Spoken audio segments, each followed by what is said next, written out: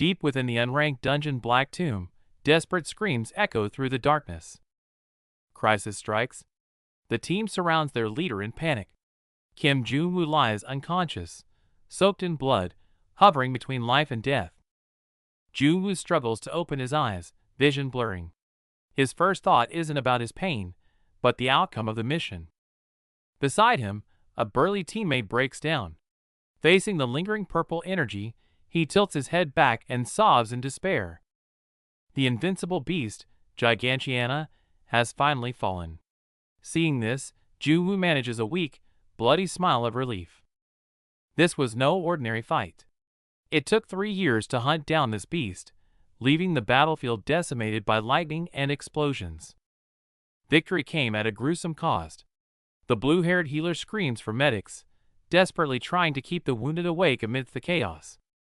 Supported by 2 comrades, the Vice leader roars in fury and agony. He literally left half his body behind on that battlefield. Seeing his teammate weeping, Jun-woo knows it's the end. With his dying breath, he entrusts the survivors to her care. "I'm sorry." These are his final words. Then, the heart-wrenching screams of his team fade into the consuming darkness. A single beam of light falls on the cold body. South Korea's first hunter, Kim Jun-woo, ends his legendary life surrounded by his comrades. The hero closes his eyes, and reality snaps back hard. In the present day, a high schooler with the same name gets slapped violently across the face. Bullies corner him in the classroom. The guy in green points a finger, mocking him as fake Jun-woo and treating him like a servant. Terrified, the kid breaks into a cold sweat. He smiles bitterly, resigned to his pathetic fate as their lackey. In this moment of humiliation, the gears of fate begin to turn. Welcome to the world of Academy's reincarnated hero. Back in the void, Jun-woo's soul drifts. The word sinner weighs down on him, making him feel his sacrifice was utterly futile. Just as he thinks it's all over, a mysterious voice speaks. "You may be dead, but we continue to exist." Hearing this, Jun-woo's soul erupts. He screams into the void, refusing to let anyone belittle the efforts of him and his comrades. He roars back. "I've already paved the way with every strategy. The hunters of the future will be 100 times stronger than I ever was." At the very moment his consciousness fades, a mysterious voice offers him an impossible choice: 42 years. Without hesitation, Kim Jun-woo screams his final vow into the void. "When I return, I will crush you all." Light swallows everything as his soul drifts through this purple dimension, awaiting a long rebirth. His eyes snap open. Instead of hell, he sees an unfamiliar ceiling. Did he actually survive? He grabs a mirror and freezes. The face staring back is young, but it's definitely not his childhood self. His mind is a chaotic mess. Just as he tries to think, the light fixture overhead suddenly shatters, spiking the tension. Before he can recover, a police officer and a doctor surround his bed, ready for interrogation. The officer's file leaves him dumbfounded. He's a veteran born in 1975, so why do they think he's a 17-year-old? He instinctively mentions fighting the world-ending beast, leaving the 2 men sweating, convinced the kid has lost his mind. Outside, the doctor awkwardly explains it away as post-concussion delusion, while the cop looks thoroughly skeptical. It turns out the body's original owner was ambushed yesterday at dawn. With no witnesses, the case is a mystery. Seeing Kim Jun-woo's total confusion, the officer sighs and gives up on the questioning. Getting nowhere, the officer hands over a business card and wraps up the conversation. Just as the doctor turns to leave, Kim Jun-woo stops him to ask the most critical question. 2051. The doctor's answer strikes Kim Jun-woo like a bolt of lightning. Shock overrides his weakness. He stumbles desperately toward the window and rips open the curtains. In his memory, Seoul was a ruin trampled by monsters, a ghost town filled with despair. But the view before him shatters his reality. The hellscape is gone, replaced by a bustling, peaceful metropolis. Watching a happy family in the park below, he finally realizes that the world he died to protect has become a reality. Tears stream down his face, but Kim Jong-woo smiles brighter than ever. Every sacrifice was worth it.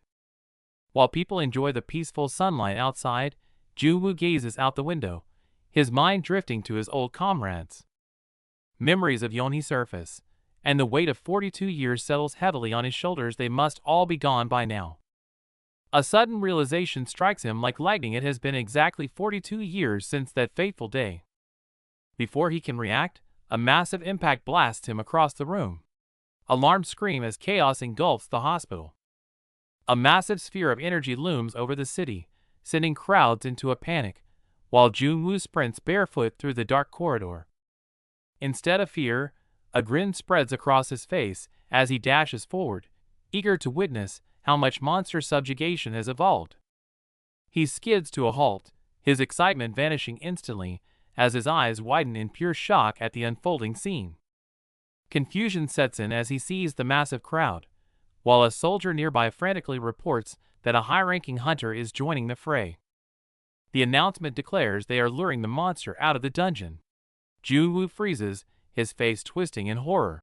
"Are you insane?" He looks around at the complacent crowd, trembling with rage as he demands to know if they were all aware of this madness. The iron rule screams in his mind. If a monster breaches the dungeon, the city falls. The battle must happen inside. It was the most fundamental commandment burned into every soldier's memory: contain the threat at all costs. But here, camera crews are setting up for a show. Jong-woo gets shoved by the crowd, watching in disbelief as they treat a disaster like a TV event. He storms the police line, screaming at the crew for their insanity, while bystanders just stare at him like he's a confused high school kid. "This isn't a game!" His desperate warning is cut short by a bone-chilling roar erupting from the dungeon. While Jong-woo stands tense with dread, the crowd erupts in joy, chanting the name of their idol savior Dash. "Go Unchai!"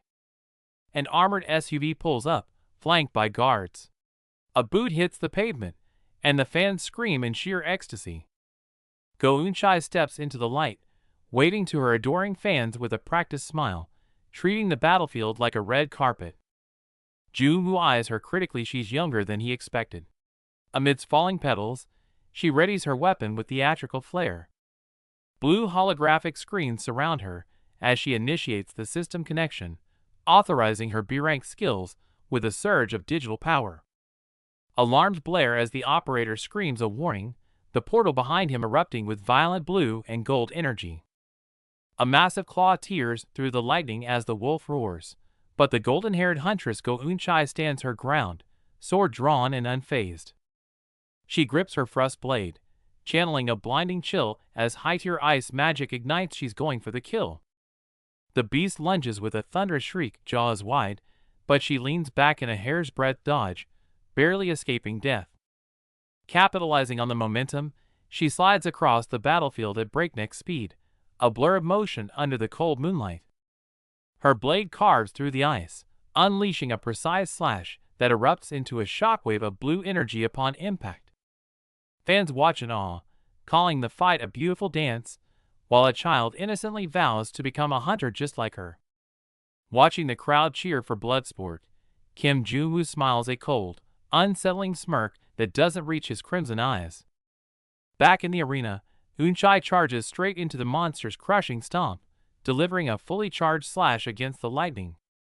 She transforms into a streak of light, launching skyward as a storm of razor-sharp ice crystals bombards the target below. The beast tries to roar, but the freezing blizzard swallows it whole, trapping its massive frame in a prison of ice. Victory is absolute. The giant wolf collapses into a frozen statue as the huntress stands tall, a perfect performance. The stadium erupts into chaos, fans clutching their heads and screaming Go Unchai's name like they're at a pop concert. Amidst the deafening cheers, Jong-woo lets out a scoff of pure disdain. Is this a hunter? This isn't a battle. Rage burns in his eyes as he grits his teeth at the rotten reality. Hunting as entertainment? This piece is a joke.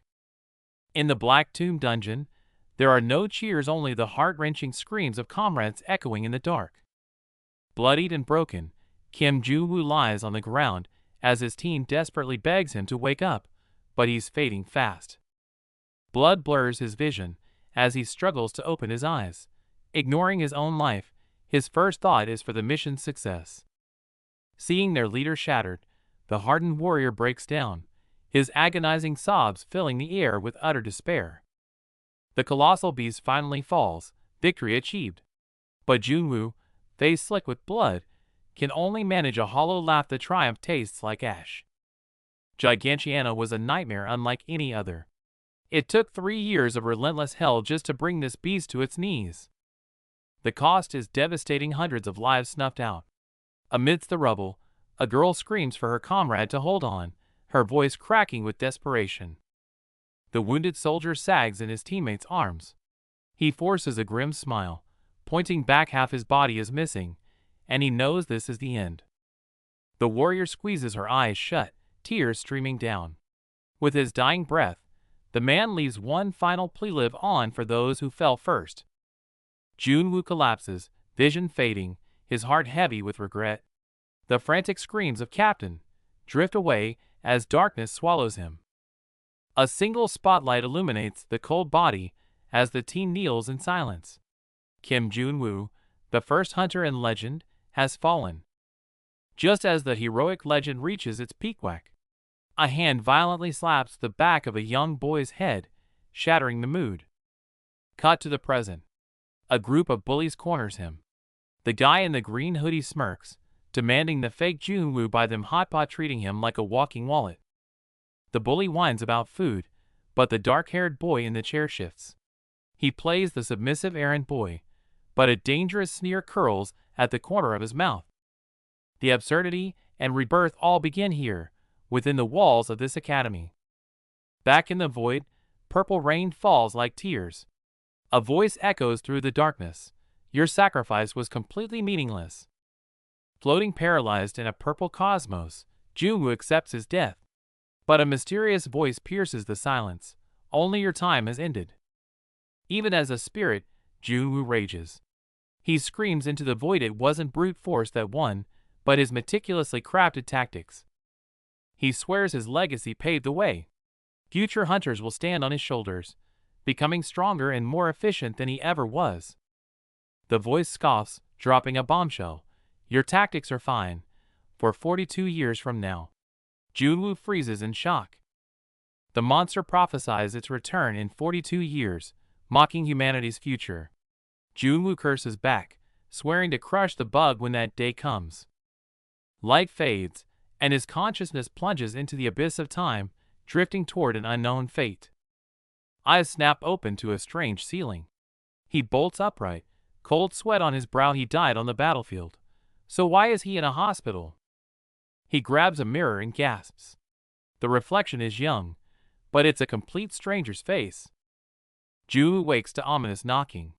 Before he can react, ceiling lights shatter above him, instantly spiking the tension. Before he can process the chaos, a doctor and a stern police officer loom over his bed. It feels like an interrogation. The cop states he's 17. Junwoo snaps back that he was born in 1975, leaving the two adults dumbfounded and sweating. He starts rambling about fighting the demon beast in a dungeon. The officer and doctor exchange confused glances, utterly lost. The cop whispers, asking if he's delusional. The doctor awkwardly suggests it's just post-traumatic confusion blurring reality. Getting nowhere, the cop explains Junwoo was attacked at dawn with no witnesses or CCTV, leaving the case a mystery.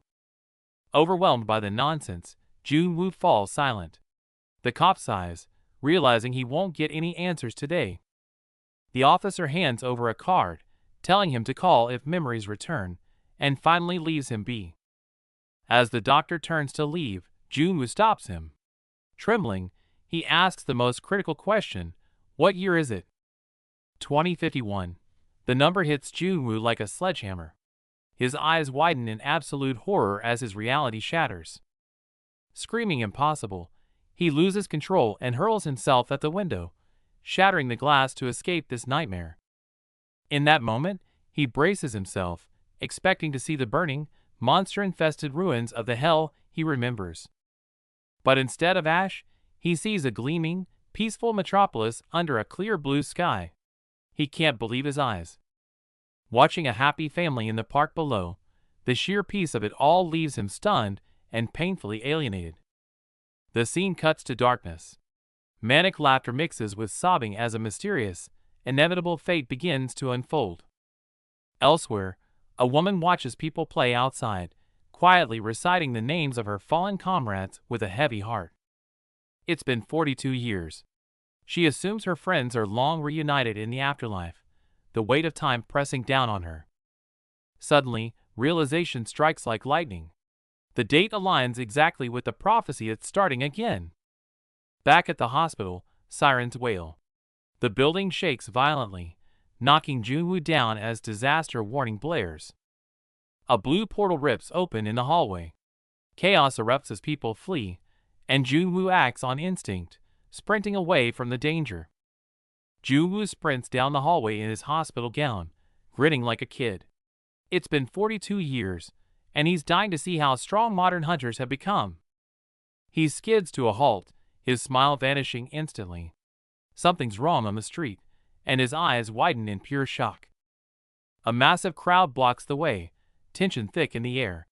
An armored commander yells into his comms a high-level hunter is joining the raid. While the broadcast warns people to stay back, the commander drops a bombshell. In 10 minutes, they're luring the monster out of the dungeon. The scarred commander glares at the crowd, his expression grim, demanding everyone's full attention for what comes next. But this is madness. The iron rule is to kill monsters inside the dungeon. If they escape, the whole nation could fall. This used to be the golden rule. Commanders would drill it into soldiers as the absolute bottom line, a protocol to defend with their lives. But the world has changed. Junwoo tries to intervene, but gets shoved back by guards, while a camera crew casually sets up for a live stream nearby. The hostess hypes up the show for ratings, while Junwoo loses it behind the police tape. Luring a monster out? Are you all insane? Veins pop on his forehead as he screams in pure rage. This is a man-eating monster, not some game for your entertainment. No one listens. The crowd goes wild chanting, "Go Eun-chai!" treating a deadly raid like a pop idol fan meeting. Security tightens, a luxury car door opens. A boot hits the pavement, and the crowd erupts in deafening screams. Star hunter Go Eun-chai strikes a pose, basking in the flashbulbs, yelling, "Look at me!" as if walking a runway, not a battlefield. Someone casually comments on her age, while Eun-chai turns her back to the crowd, gathering blue mana in her palm for the show. No combat instinct here, just a system uplink. Authorization windows pop up, unlocking a B-rank skill like logging into a video game. Monster incoming! A warning blares as a massive magical barrier deploys, sealing the street with crackling energy. Darkness shatters as a giant wolf bursts from the ground, crackling with lightning, its blood-red eyes locked on its prey. Eun-chai doesn't flinch. Her sword glows with frost as an ice magic circle spins to life behind her, radiating power. The wolf roars, its voice shattering the pavement, but the slender figure stands her ground, facing the beast head-on. In a split second, her blade flashes under the moonlight, cutting through the smoke as she strikes with blinding speed. The grand finale. Eun-chai drops a massive ice sword from the sky, crushing the beast instantly. The fangirls go wild, screaming about how cool she looks, treating the fight like a pop concert. Everyone is cheering, even the kids. But Junwoo stands silent, his eyes cold and unimpressed. Just moments ago, she was displaying flashy moves on the ice, clashing head-on with the giant wolf. She dove from the sky, seemingly more focused on showing off her skills than efficient hunting. The wolf stood no chance, impaled by jagged ice spikes, howling in agony as it died. Victory posed. Eun-chai stands amidst the frozen ruins, basking in the glory of her kill. The chants deafen the air. Go Eun-chai! The crowd is whipped into a frenzy of adoration. Junwoo lets out a dry, bitter laugh. "Huh. No," he mutters, "this is completely absurd." Rage ignites. He grits his teeth, glaring at the scene. You call this a hunt? It's a joke. The whole system is rotten. It's all about the show, with zero regard for actual safety. The front line is a movie set, and the backup is where staff are taking selfies instead of guarding the perimeter. What drives him crazy is the risk. Fighting unpredictable monsters in a crowded street is playing with lives. He snaps. Junwoo storms over and blocks a camera, startling the oblivious cameraman. He turns his fury on the staff. Enough. What the hell do you think you're doing? The staff freeze in shock as Junwoo drills them. Dragging a monster out for a show? Are you insane? It could go berserk.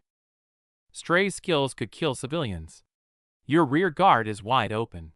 You're begging for a disaster. Veins pop on his forehead. This isn't a subjugation. It's just a cheap, reckless street performance. A girl tries to argue with textbook rules. Junwoo shuts her down cold. Forget the books. The real field is different.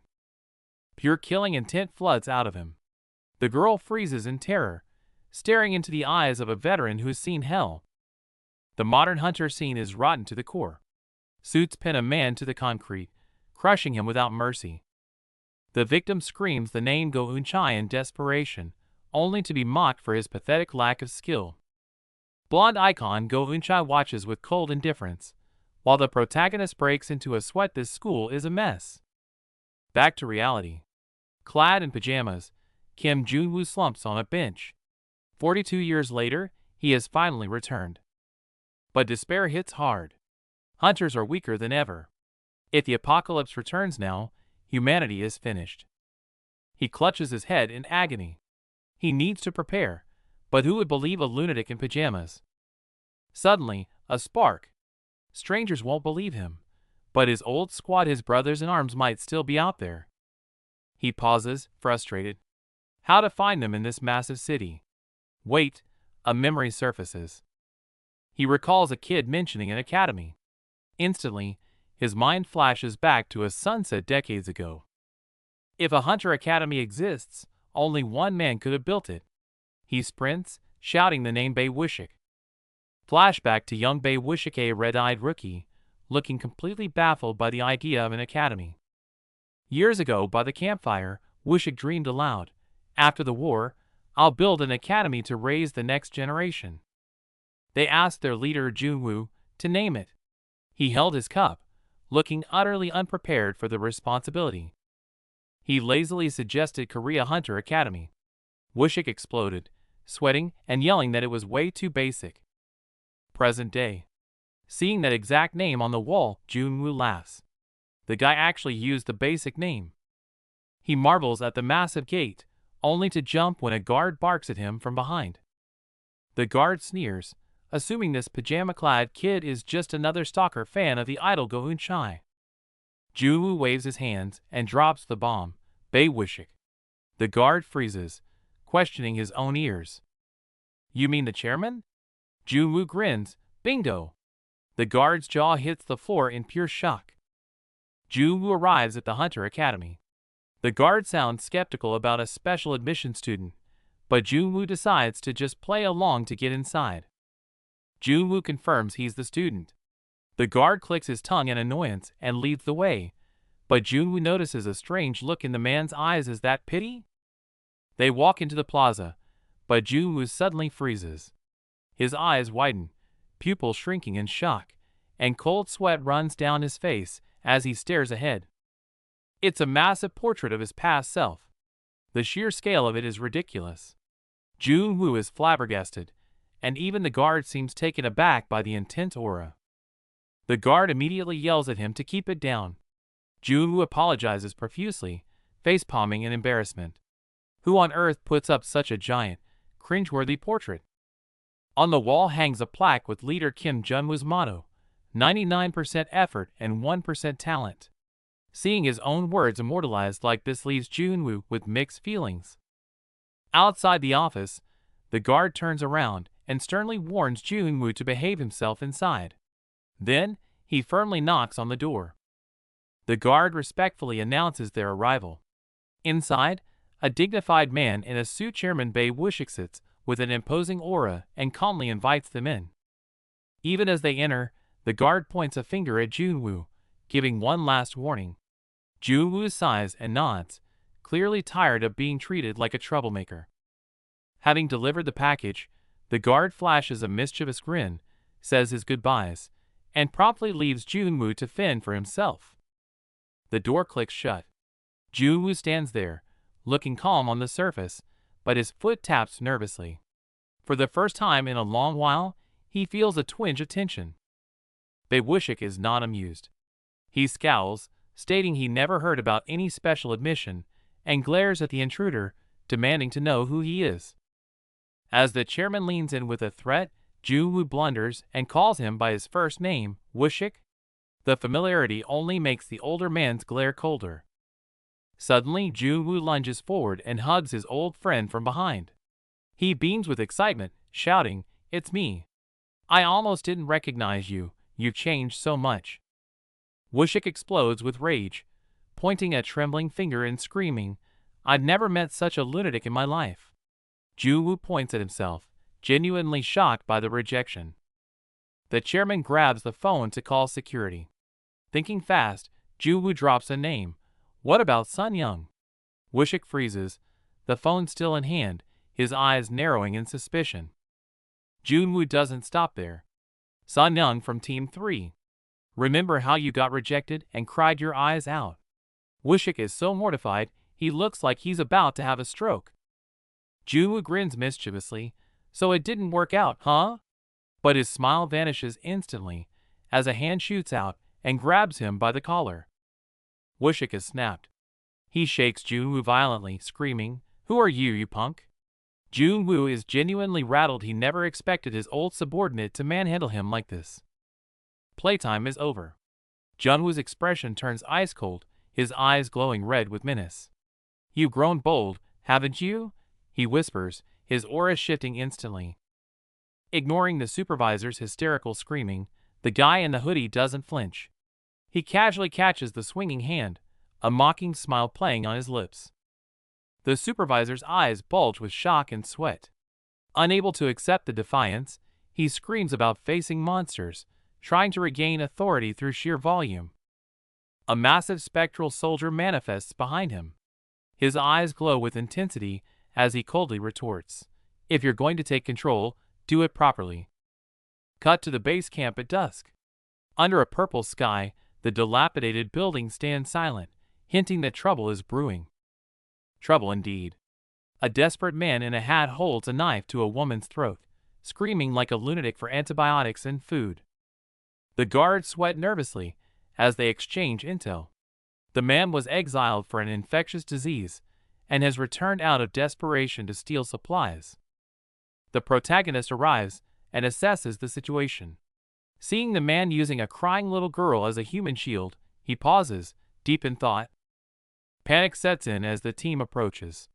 The kidnapper strangles the screaming girl tighter, his face twisted in fear as he yells, "Stay back!" The hero looks down coldly from above. The kidnapper, losing his mind, plays his final card. "Do you want to watch this woman die?" Shockingly, the hero turns his back and coldly says, "Do as you please." Even the crows scatter as the kidnapper freezes in total disbelief. The kidnapper trembles, confused. The hero turns, staring with dead eyes. "What's wrong? Can't do it? Are you unable to kill her?" The kidnapper screams about saving his sister. The hero remains unmoved, countering with brutal logic. "If you want to save a life, be prepared to take one." Crouching into a combat stance, the hero's eyes overflow with killing intent. "In this world," he warns, "if you take control, you finish it." Provoked to the breaking point, the kidnapper snaps. Screaming then die peacefully. He lunges, thrusting the knife violently toward the hostage. Rain suddenly pours down as the kidnapper leaps like a beast. His dagger slices through the downpour, aiming straight for the hero's back. Snap! In an instant, the strike is caught. The hero turns, his crimson eyes glowing terrifyingly in the dark as he crushes the attacker's arm. With a violent throw, he tosses the kidnapper like trash. The force is brutal, sending the man flying uncontrollably through the rain. The kidnapper slams into the concrete, spitting blood.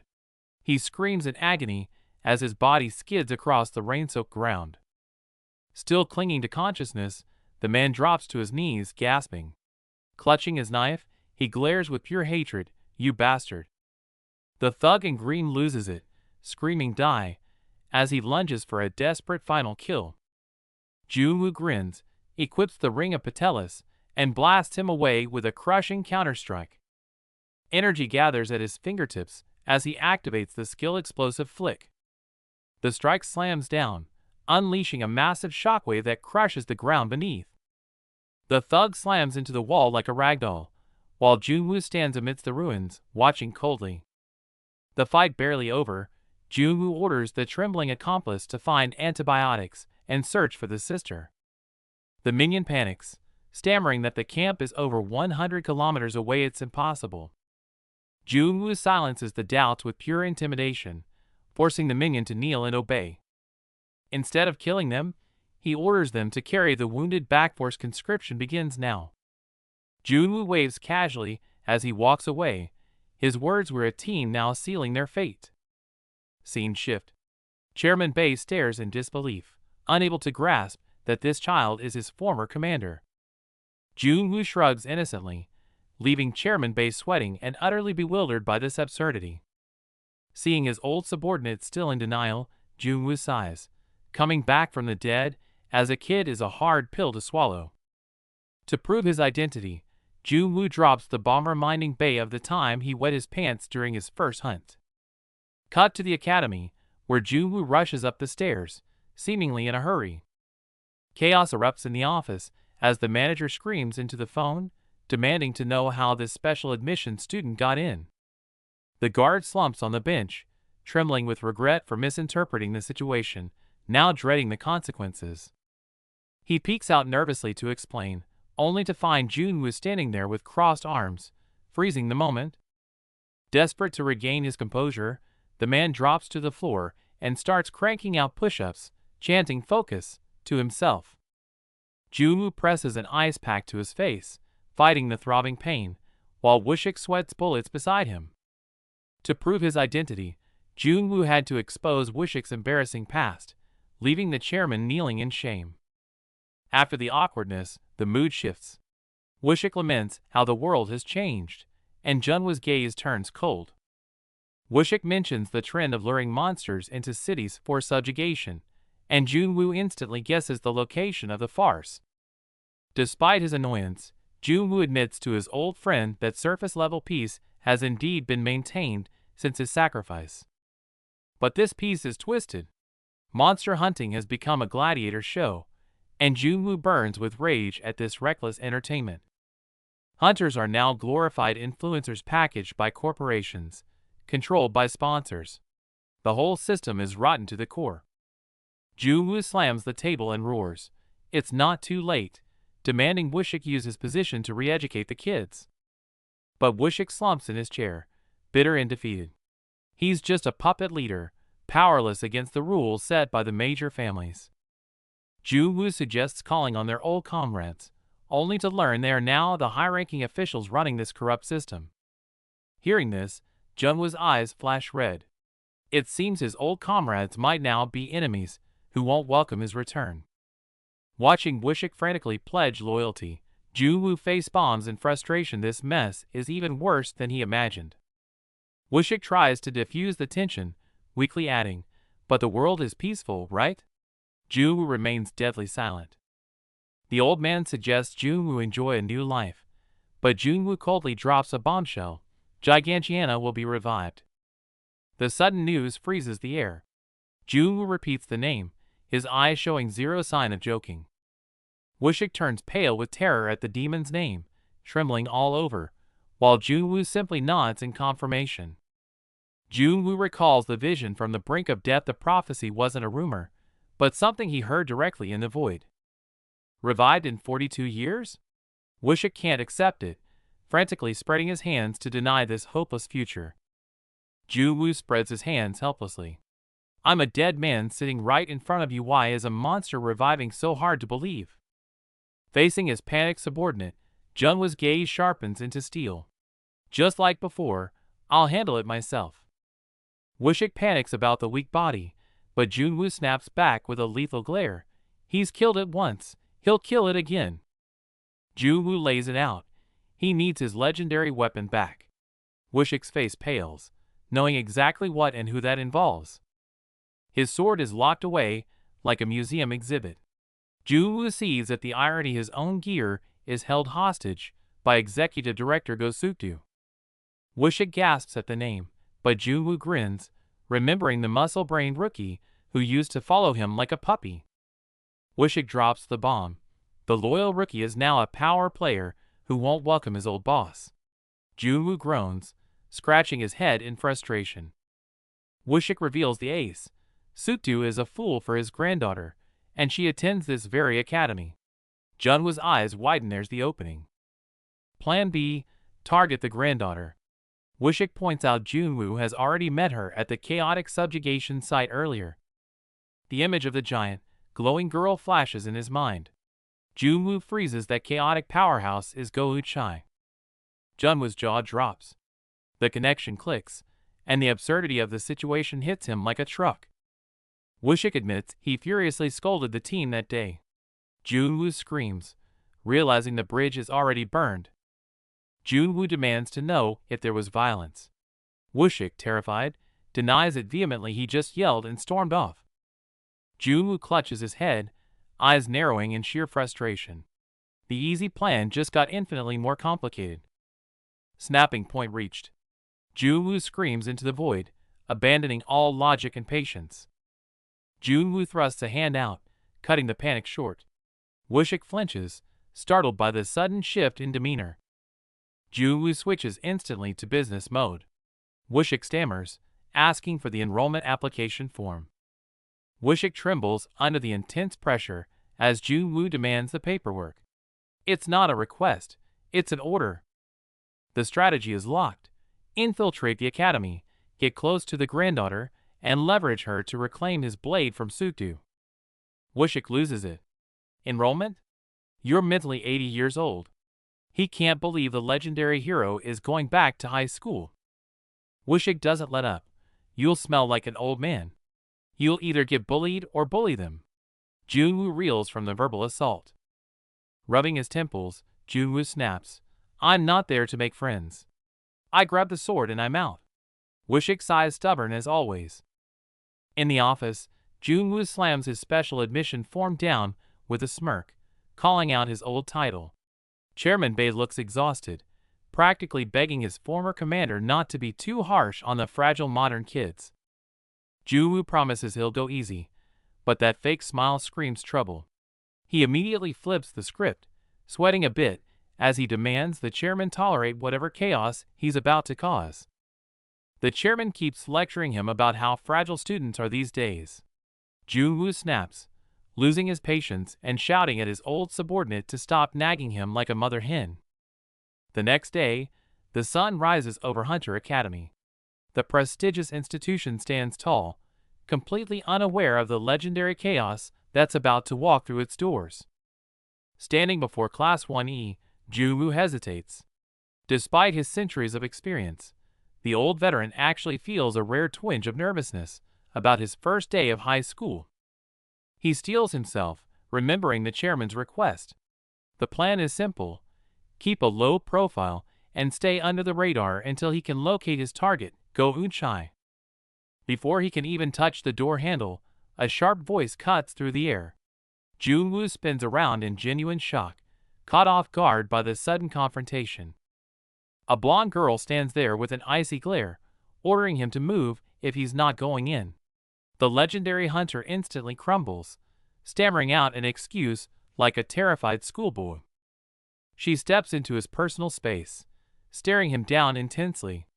Junwoo sweats bullets, completely confused by her hostility as she scrutinizes his face. She suddenly asks if he's the dog from yesterday.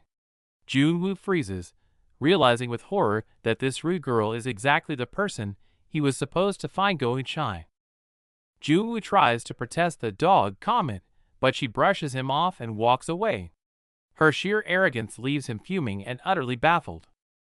As Junwoo walks into the classroom grumbling about kids these days, a sharp-eyed student in the corner notices him, his expression instantly shifting to suspicion.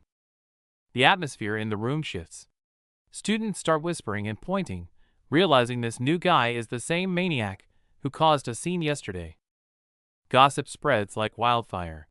Girls gasp in disbelief, while one student breaks into a cold sweat, looking like he's just seen a monster walk into their classroom. Junwoo ignores the stares and heads for a seat. He's actually disappointed. He expected a hardcore military academy with weapons everywhere, not this ordinary high school vibe. He wonders where to sit, only to find a desk occupied by a massive, flashy bouquet of roses. The card reads, "Congratulations on your enrollment, Director Bae Wushik." Junwoo's face turns green. Is his old subordinate trying to sabotage his low profile? This dramatic gesture looks more like a marriage proposal than an enrollment gift. He disgustedly shoves the expensive bouquet aside, grumbling about the waste of money. To a survivalist like him, anything you can't eat is just useless trash. Before he can settle in, shouting erupts. A teacher is screaming at a student, the tension in the room spiking instantly as the conflict explodes. At the door stands an arrogant delinquent, yawning and complaining loudly. He's furious about being woken up early for school, showing zero respect for the teacher or anyone else. The atmosphere in Class E is suffocating. From the corner, a snide voice mocks Junwoo for acting like he's in charge. A blonde delinquent looms behind a nervous student, grinning like a predator spotting its prey. The bully gets right in his face, dropping all pretenses. "Well, look at that. It's the stray dog from yesterday." He recognizes Junwoo immediately, the special transfer student who publicly messed with the idol hunter Go Eun-chai. Waving his phone, the bully announces that Junwoo's embarrassing video has gone viral. The whole school is laughing at him. The blatant humiliation ignites Junwoo's rage. His fist clenches, barely holding back the urge to strike right there. The bully, Oh Juseok, grabs Junwoo by the hair, shaking him disrespectfully. "A nutcase like you belongs in the trash with us?" Remembering the advice to lay low, Junwoo swallows his murderous intent and extends a hand for peace, but Juseok just sneers. Their hands meet, but the moment Junwoo says his name, the air turns thick with tension. Juseok bursts into hysterical laughter. "Did your parents lose their minds? Naming a loser after the legendary hero?" The mockery shifts to something darker. His eyes gleam with a disgusting, predatory hunger. "Hey, how does she look up close?" Ignoring Junwoo's reaction, he spirals into lewd comments. "I'm talking about her body. She's got an attitude, but those curves." Juseok gets lost in his own delusional fantasy. "If not for her powerful grandpa, she'd be exactly my type." Hearing this filth, Junwoo's gaze turns ice cold. He's looking at a dead man walking. Suddenly, a cold scoff cuts through. A blonde girl steps in, unable to stomach it anymore. "You again? Go look in a mirror." Juseok snaps, but the girl stands her ground. "Why so loud? We're all classy trash here. Stop acting superior." She hits a nerve. "You rely on daddy's connections and still got dumped in Class E. Is that something to be proud of?" Exposed and humiliated, Juseok loses it. Roaring with rage, he swings his fist directly at the girl. Bam! A deafening impact echoes as the strike lands with full force, sending debris flying. But in the next second, it's Juseok sitting on the floor. Eyes wide with shock, he can't comprehend what just happened. Chaos erupts in the classroom, screams echoing everywhere. Ignoring the mess he made, Junwoo storms out with a face like thunder, not giving a damn. His gaze is ice cold, but the mocking nickname has already spread meme Junwoo. It seems these kids have no idea who they're really dealing with. New scene, same trouble. The punk Oh Juseok towers over him, looking down with a sneer and calling out that insulting nickname. He didn't just talk, he kicked. While Junwoo clutches his knee, the psycho leans in, taunting, "What? Want another serving?" Patience snaps. Junwoo roars a death threat, but the psycho just bursts into maniacal laughter, finding the whole thing hilarious. Red eyes glowing eerily, Oh Jusiok sneers, "You? Have you ever even seen real death?" Coming from a punk to a legendary hero, the irony is rich. Offended by the sheer audacity, Junwoo's face contorts with rage. With a furious roar, he winds up to teach this kid a brutal lesson. Impact. Oh Jusiok goes flying, but he doesn't black out. Instead, he coldly analyzes Junwoo's form midair. This kid's durability is abnormal. Just as Junwoo moves to finish it, the door slides open. The homeroom teacher freezes, eyes wide with shock at the violence. Buzzkill. Junwoo clicks his tongue in annoyance. Before storming off, he drops a cold threat. "See you later, psycho." The war is on. Alone in the hallway, the mask slips. Leaning against the wall, his eyes burn with dangerous intent. If they want to play, he'll make it a living hell. Cut to the chairman's office. Poor Bae Wushik is clutching his head in agony. Looks like Junwoo's little stunt is already giving him a migraine. Junwoo barges in, complaining about the trashy school.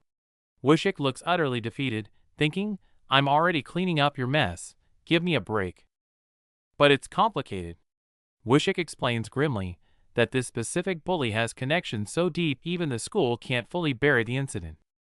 The reveal: Oh Jusiok is the bureau minister's son. An untouchable psycho who uses his dad's power to silence every scandal he causes.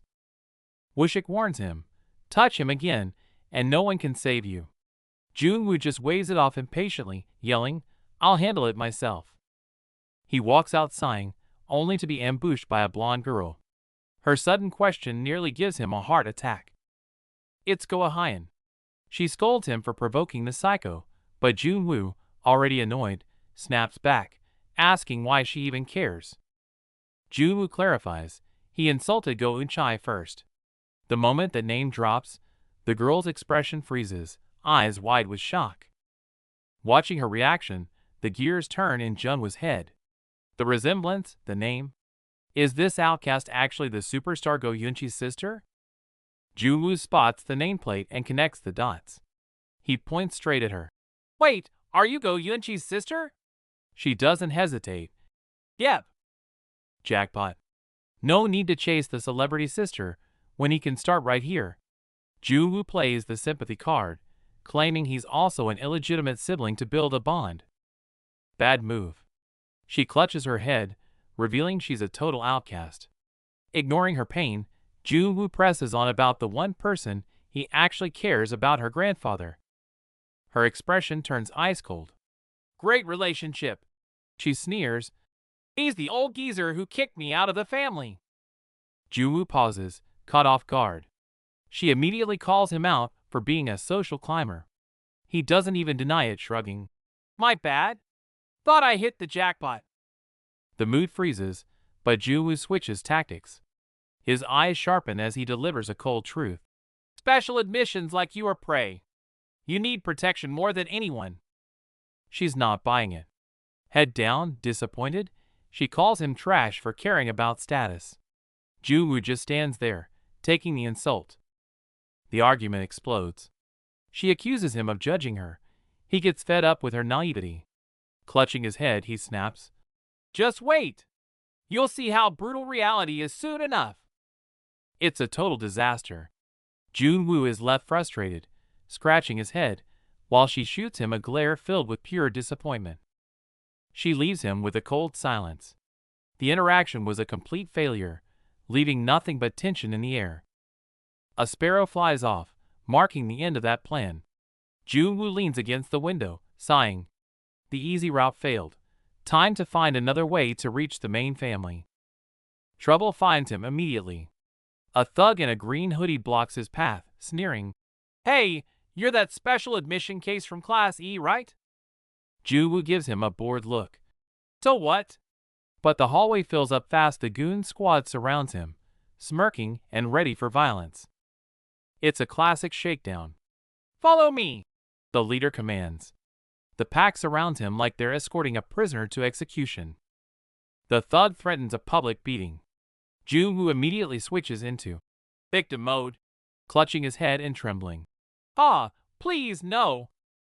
They drag him to an abandoned shed behind the school. Secluded, dark, the perfect spot for a beatdown. 5 silhouettes block the doorway, shutting out the light. Heavy footsteps echo as they step into the darkness with him. Inside, Jun-woo isn't shaking, he's critiquing the smell of stale cigarettes. From the shadows, a voice taunts. Yo, you here, fake Jun-woo? The ringleader sits on the stairs, grinning like a predator. Before we give you some unforgettable memories, let me ask you something. The bully rants about his status. Jun-woo just sighs, completely over it. Good grief, everywhere I go, it's special admission this, special admission that. Jun-woo tilts his head with a mocking smirk, genuinely baffled. Honestly, why is this such a big deal to you people? That hit a nerve. The bully's face contorts with rage, veins popping. You charity case. Acting like we're equals? I'd crush you if I could. The hallway goes cold. 3 goons surround him, sneering. Consider yourself lucky we're keeping this quiet. Get him. A kick flies and Jun-woo sidesteps effortlessly and counters. With a thunderous impact, the loudmouth is sent flying backward. The thug slams into the wall, groaning. Jun-woo stands calm, while the guy on the floor tries to act tough. Oh, good at dodging, huh? Seeing their friend down, the other 2 see red. They lunge forward, shouting, You cocky little charity case. The double team is chaotic. Jun-woo dodges one swing, but the blonde lands a heavy hook right to his face. Blood splatters instantly. Sensing weakness, the guy in green charges in like a bull. But Jun-woo stops him dead in his tracks with just one hand. The tables turn instantly. Jun-woo stomps him into the ground, pinning him down with cold, ruthless efficiency. The attacker lies on the floor, nose shattered, twitching. The others freeze, eyes wide with shock. The hallway goes silent. The bullies are trembling, cold sweat pouring down. Jun-woo pockets his hands, staring them down. What's wrong? Aren't you coming at me? Jun-woo's eyes burn with terrifying intensity against the darkness. Didn't you want a memory?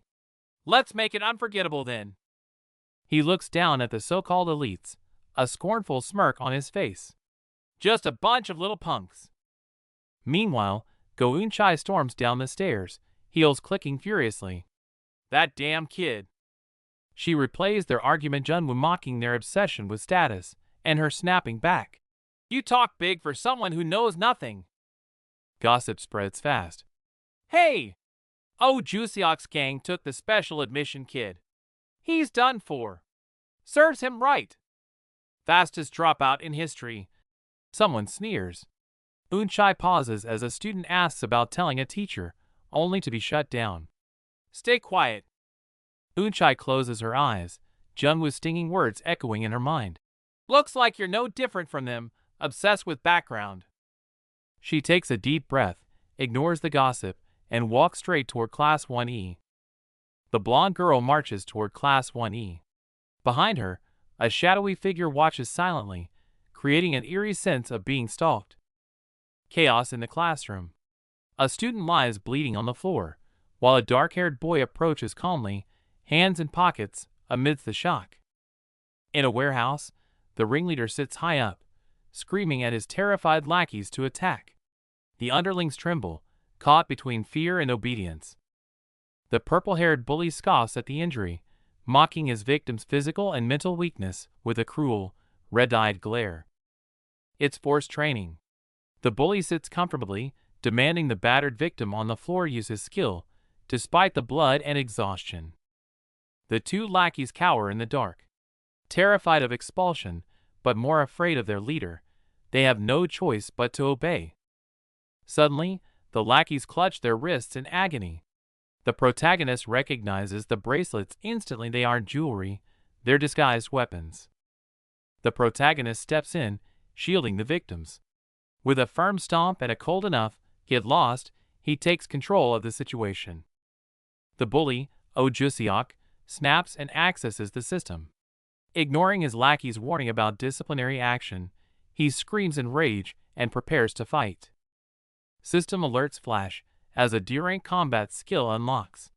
Jusiok glows with purple energy, while the protagonist watches with a cold, unimpressed stare. The weapon materializes a massive black trident. Jusiok grips it, grinning maniacally, convinced he now holds the ultimate power.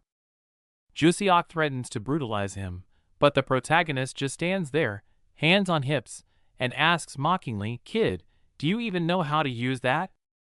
That hits a nerve. Jusiok screams back, "I'm already using it, you fool," completely missing the point and exposing his amateurism. The protagonist sighs and summons a broom. He shakes his head, disappointed by the bully's shallow understanding that summoning a weapon equals mastering a skill. Trident versus broom. The protagonist points his cleaning tool like a spear, his voice dropping dangerously. "How dare you use a skill on another person?" Rage flares in the protagonist's eyes as they glow red. Outside of a dungeon? He questions, his intensity making the broom feel deadlier than the spear. The scene cuts abruptly to the faculty office door, shifting from the tense standoff to the quiet administrative world. Inside, teachers are gossiping. They can't believe the new special admission student already caused trouble by challenging the notorious bully Jusiok. The male teacher scoffs, assuming the student has zero talent because of his low rank. But the female teacher corrects him calmly, "No, that's not the case." She reveals the file. Kim Jun-woo was admitted as excluded from evaluation. The male teacher jumps up in pure shock, realizing this kid is a monster. Rumors are spreading like wildfire about the excluded from evaluation status, a rank reserved only for monsters, like Go Eun-chai, whose power defies measurement. The girl with glasses is baffled. If he's that strong, why class E? She doesn't realize it's the chairman's order to keep Junwoo's power under wraps. Mid-conversation, a deafening thud interrupts them, startling both the teacher and student. Go Eun bursts in, face grim. She senses something is wrong and immediately demands answers. Cold sweat runs down Eun's face as realization hits Kim Jun-woo is in serious danger right now. Back in the fight, weapons clash violently. Jusiok grits his teeth, frustrated that his insta-kill attack just hit a wall. A blur of speed. Jun-woo, armed with nothing but a broom, perfectly parries Jusiok's barrage of shadow attacks. Jusiok panics. This is a Baron-level skill that should crush anyone, yet his opponent stands firm. What the hell is going on? Jusiok's mind breaks as he sees the truth. He's being blocked not by a weapon, but by a broken broom. The humiliation is unbearable. Sparks fly in close quarters. While Jusiok screams in rage, Junwoo's gaze is ice cold, watching him like he's a clown. Facing Jusiok's fury, Junwoo calmly lectures him. An armed skill like this isn't meant to be swung around blindly. Junwoo exposes the weapon's origin instantly. The shadow monster Korin knocks the shocked Jusiok back with a single blow. Jusiok screams in frustration. That core was a gift from his dad, his ticket to the elite class and an easy life. This weapon was his symbol of pride, guaranteeing him a future as a star hunter and a student officer. But now, this nobody dares to look down on him. Rage consumes Jusiok as he loses all reason. Suddenly, system alarms blare. An irresistible force severs the link, and Jusiok watches in horror as his weapon is ripped away. It's over. Jusiok lies on the floor in disbelief, while Junwoo stands tall, holding the stolen trident. Eyes glowing red with terrifying pressure, Junwoo looks down at the defeated bully. "Watch closely, kid. This is how you use a weapon." In an instant, a devastating purple tears through the night, carving a deep scar into the building itself. The students outside are terrified. The bright campus plunges into eerie darkness, as if night has fallen instantly. As the energy source is severed, the purple lightning vanishes and light returns. Suddenly, two students look down in horror. Their shadows are acting strange. It's not just strange. The shadows have gained sentience, slipping away from the students' feet like water, triggering instant panic. The shadow user Jusiok spurts blood from his nose. He desperately tries to sense his summons, but the connection is severed. The dimension is completely empty. The suffocating shadow monsters in the warehouse evaporate in an instant. The deadly crisis dissolves into thin air, leaving only eerie silence. Jusiok completely breaks down, soaked in cold sweat. He can't accept reality. His proud power was devoured instantly by his opponent. In his mind's eye, Junwoo transforms into a terrifying demon shrouded in purple smoke, his evil grin mocking Jusiok's weakness. This isn't the power source he knew. The entity before him is darker and more ancient than any monster he ever summoned. Deep in the mental realm, Junwoo shows this arrogant student true hell. The despair accumulated from countless brushes with death. In this spiritual domain, Junwoo emerges from the smoke like a king, his purple aura crushing the breath out of Jusiok. The once arrogant bully now crawls on the ground like a dog, begging for mercy, while Junwoo raises his blade high. No mercy. A massive energy slash descends. It's not physical destruction, but the total annihilation of Jusiok's mental defenses. The system chimes coldly as Junwoo initiates the sealing protocol. Purple chains tighten, forcibly disabling Jusiok's weapon skill. Back in reality, Jusiok foams at the mouth from the mental shock. Junwoo kicks him awake to deliver the final lesson. The kick is brutal. Junwoo looks down at the twitching loser and coldly commands him to wake up. Jusiok curls up like a terrified insect, face covered in snot and tears. He struggles to stand, legs trembling from sheer terror. Watching Jusiok shivering on his knees, Junwoo crosses his arms and begins his interrogation. Kid, answer me. Hunter skills and weapons are for killing monsters. Using them on people outside a dungeon, isn't that dangerous?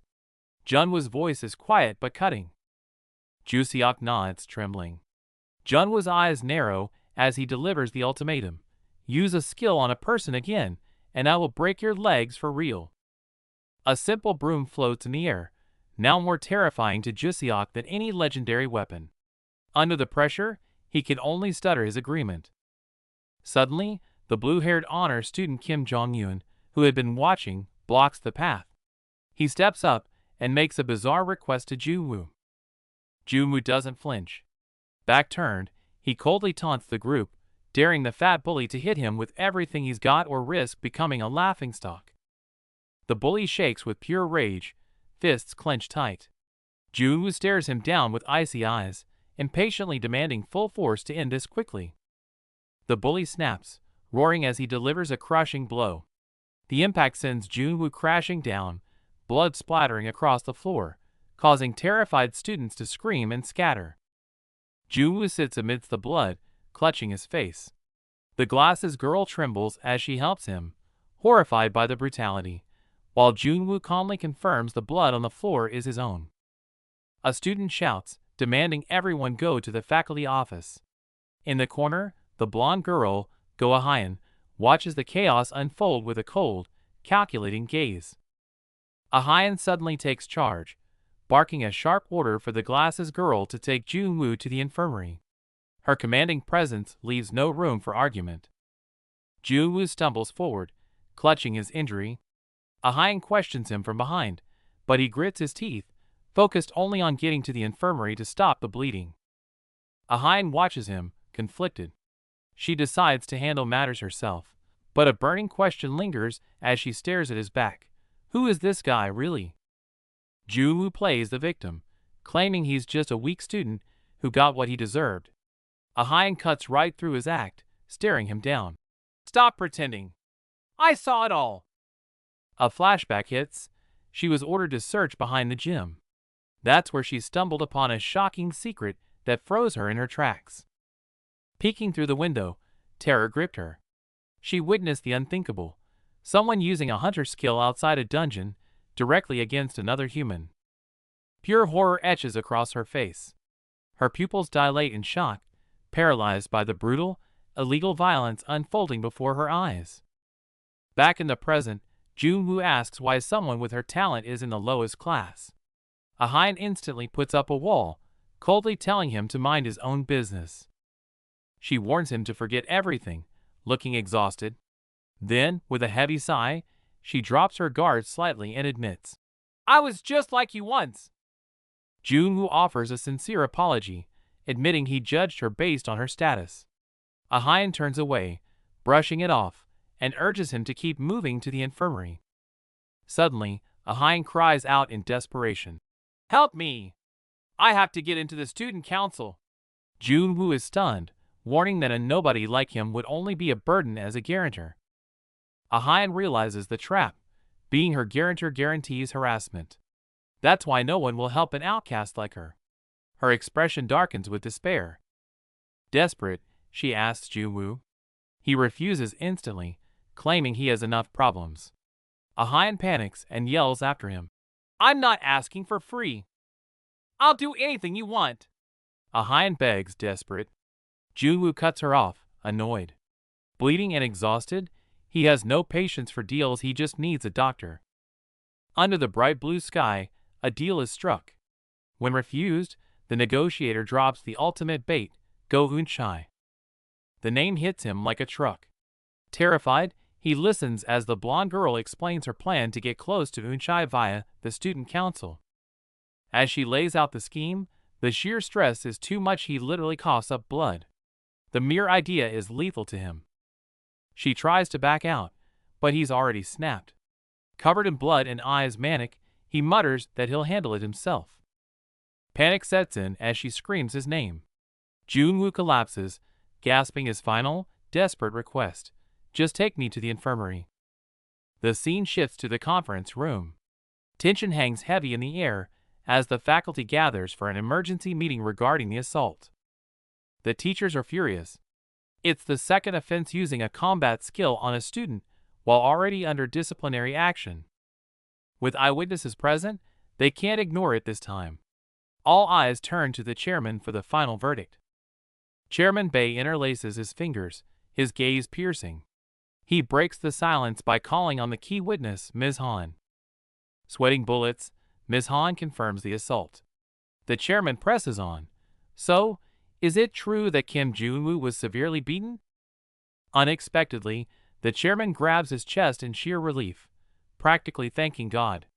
Ms. Han is totally baffled by this bizarre reaction. Instantly composing himself, he drops the hammer. Citing strict school policy, he announces the verdict. Oh Juseok is to be expelled. Suddenly, a hand shoots up. The corrupt teacher, Cha Junmin, interrupts the sentencing with a polite but firm request to speak. With a sly smile, Cha plays it down. He calls it a spirited mistake by a young boy, arguing that expulsion is far too harsh. Ms. Han snaps, shouting that someone could have died. But Cha dismisses the danger, focusing only on the bully's talent. Cha turns cold, using the future of the academy as a shield.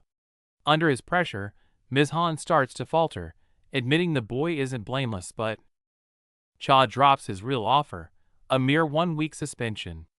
The other teachers look uncomfortable, but no one dares to challenge him further. The chairman doesn't fight it. He abruptly postpones the decision and ends the meeting, a heavy silence hanging in the air. As the others leave with heavy hearts, Cha sits alone in the empty room, grinning at his phone. He thinks he's won. He answers the call, voice dripping with sycophancy. Reporting to the minister, he confirms that everything is going exactly according to their corrupt plan. The camera focuses on the ceiling, with only eerie voices floating in the air. The higher-ups are plotting to expel the special admission student, their tone dripping with condescending malice. In a dim room, a man in a suit smirks darkly into the phone. Tapping his tie, he confidently promises to take care of the kid for good during the month-end assessment. Back in the classroom, Kim Junwoo rests his chin on his hand, bored out of his mind. It's been 3 days, and he hasn't even seen a glimpse of Go Eunchai. Just as he's internally complaining about this useless class of losers, whack! Someone slaps the back of his head and mocks him as a fake, shattering his peace. 3 bullies immediately surround him. The ringleader in green sneers, demanding to know why the hotspot isn't on, and where their bread is, treating him like a servant. Junwoo lowers his head, but a creepy grin creeps across his face. On the surface, he plays the submissive errand boy, but his glowing red eyes reveal he's just watching the show. The bully loses his patience, veins popping as he screams at Junwoo to follow him. Junwoo sits motionless, the tension in the room dropping to freezing point. Cut to the hallway. The three bullies are now kneeling and trembling. Junwoo stands over them, hands in pockets, coolly asking if it hurt, while they frantically apologize. Wait, was the bullying an act? The trio is terrified, claiming they were just making it realistic as ordered. Junwoo ignores their excuses and coldly demands the intel he asked for. Junwoo's expression turns terrifying when they hesitate. Trembling, they barely manage to stutter that Go-eun-chai rarely comes to school, an answer that clearly disappoints him. Desperate to be useful, the green hoodie guy stammers that she's only close to Kim Jong-un. Hearing that name, Junwoo's gaze shifts. He's found his lead. Junwoo immediately demands to know where he is, but the bully scratches his head in despair. He doesn't come to school much either. Dead end. Fed up, Junwoo shoos the incompetent trio away. As they scramble off promising to do better next time, he rubs his forehead and lets out a heavy sigh. A blonde girl who's been watching steps up. Junwoo crosses his arms in annoyance. His little undercover investigation plan clearly failed, and he's not in the mood. He grumbles about how hard it is to meet someone, asking if student council members are royalty. The girl looks him dead in the eye. Yes, it really is that big of a deal. She explains that they aren't just students, they're officially recognized hunters. Junwoo listens to this lecture on hierarchy with a look that screams, "So what?" She keeps going, mentioning their immense influence, how even teachers fear them, and their deployment on real missions. To her, they are the untouchable elites of the school. Since normal methods won't work, she desperately asks for another way. Junwoo shuts her down immediately, cold and firm in his refusal. She begs to know why he won't help. Junwoo turns his back and delivers a brutal reality check. You said you need status and skill to get in? Sadly, you have neither. The blonde girl, desperate to get stronger, begs for lessons, but Junwoo just throws his head back and laughs in her face. His laughter dies instantly, replaced by a terrifying purple aura, as he warns her that his training is a death sentence. Turning her back, but clenching her fists, the blonde girl scoffs, questioning why he's aiming for the student council when it's out of his league. Elsewhere, faced with cold rejection, the silver-haired girl breaks down, sobbing that she'd rather die than fail to join the student council. Desperation overtakes her as she screams, begging to be taught anything skills, martial arts, promising to endure any hellish training. Junwoo tries to walk away as break ends, but the girl chases right after him, leaving him annoyed by her persistence. Watching her from the window, Junwoo smiles.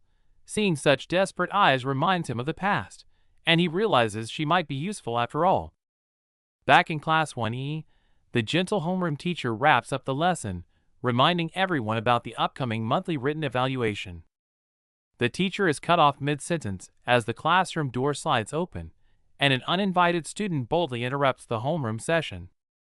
With a confident smile, the intruder marches to the podium, slams his hand down, and announces a sudden change to the monthly evaluation. He casually drops a bombshell. Written exams are canceled, replaced by a practical exam in a real dungeon, leaving the class in utter shock. In the faculty office, Ms. Han Yubin loses her composure, screaming in horror that throwing students into a practical exam is insanity. She argues furiously, insisting that sending first-semester students, especially the underdogs of Class E, into a dungeon is a death sentence. But the administration coldly dismisses her concerns, using educational reform as an excuse to mask what is clearly a purge of the weaker students. To the higher-ups, these students are just diploma chasers, and this brutal exam is designed to force them to face the harsh reality of being a hunter. The mastermind smirks, revealing his hidden agenda.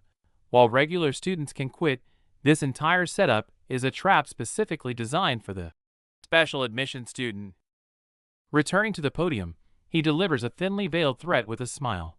skipping the exam means expulsion, and he will personally supervise their suffering. Jun-woo instantly smells a rat. A mere teacher implies a powerful backer, someone high up targeting him specifically. The scene cuts to the chairman's office, where Minister Oh Myung-jin is sweating profusely, clearly cornered and being blackmailed. The tension in the car is suffocating as the high-ranking minister kneels on the seat, trembling and apologizing profusely to the relaxed young man. Jun-woo snaps, cutting off the whining. He demands a weapon, but the gray-haired man plays the victim, claiming he's defenseless to avoid trouble. Jun-woo's cold stare pierces through him. Sweating buckets, the older man frantically pleads that such dangerous weapons are obsolete and forbidden. Jun-woo smirks, realizing the deception. With a sharp snap of his fingers, he calls out the lie, sending the older man into a panic of denial. Jun-woo raises his hand, revealing a ring glowing with blue energy. A mocking smile plays on his lips as he presents the undeniable proof. The older man freezes in terror, eyes wide. It's the ring of Patelis. His deepest secret has been exposed. A trembling hand clutches the glowing silver ring tight.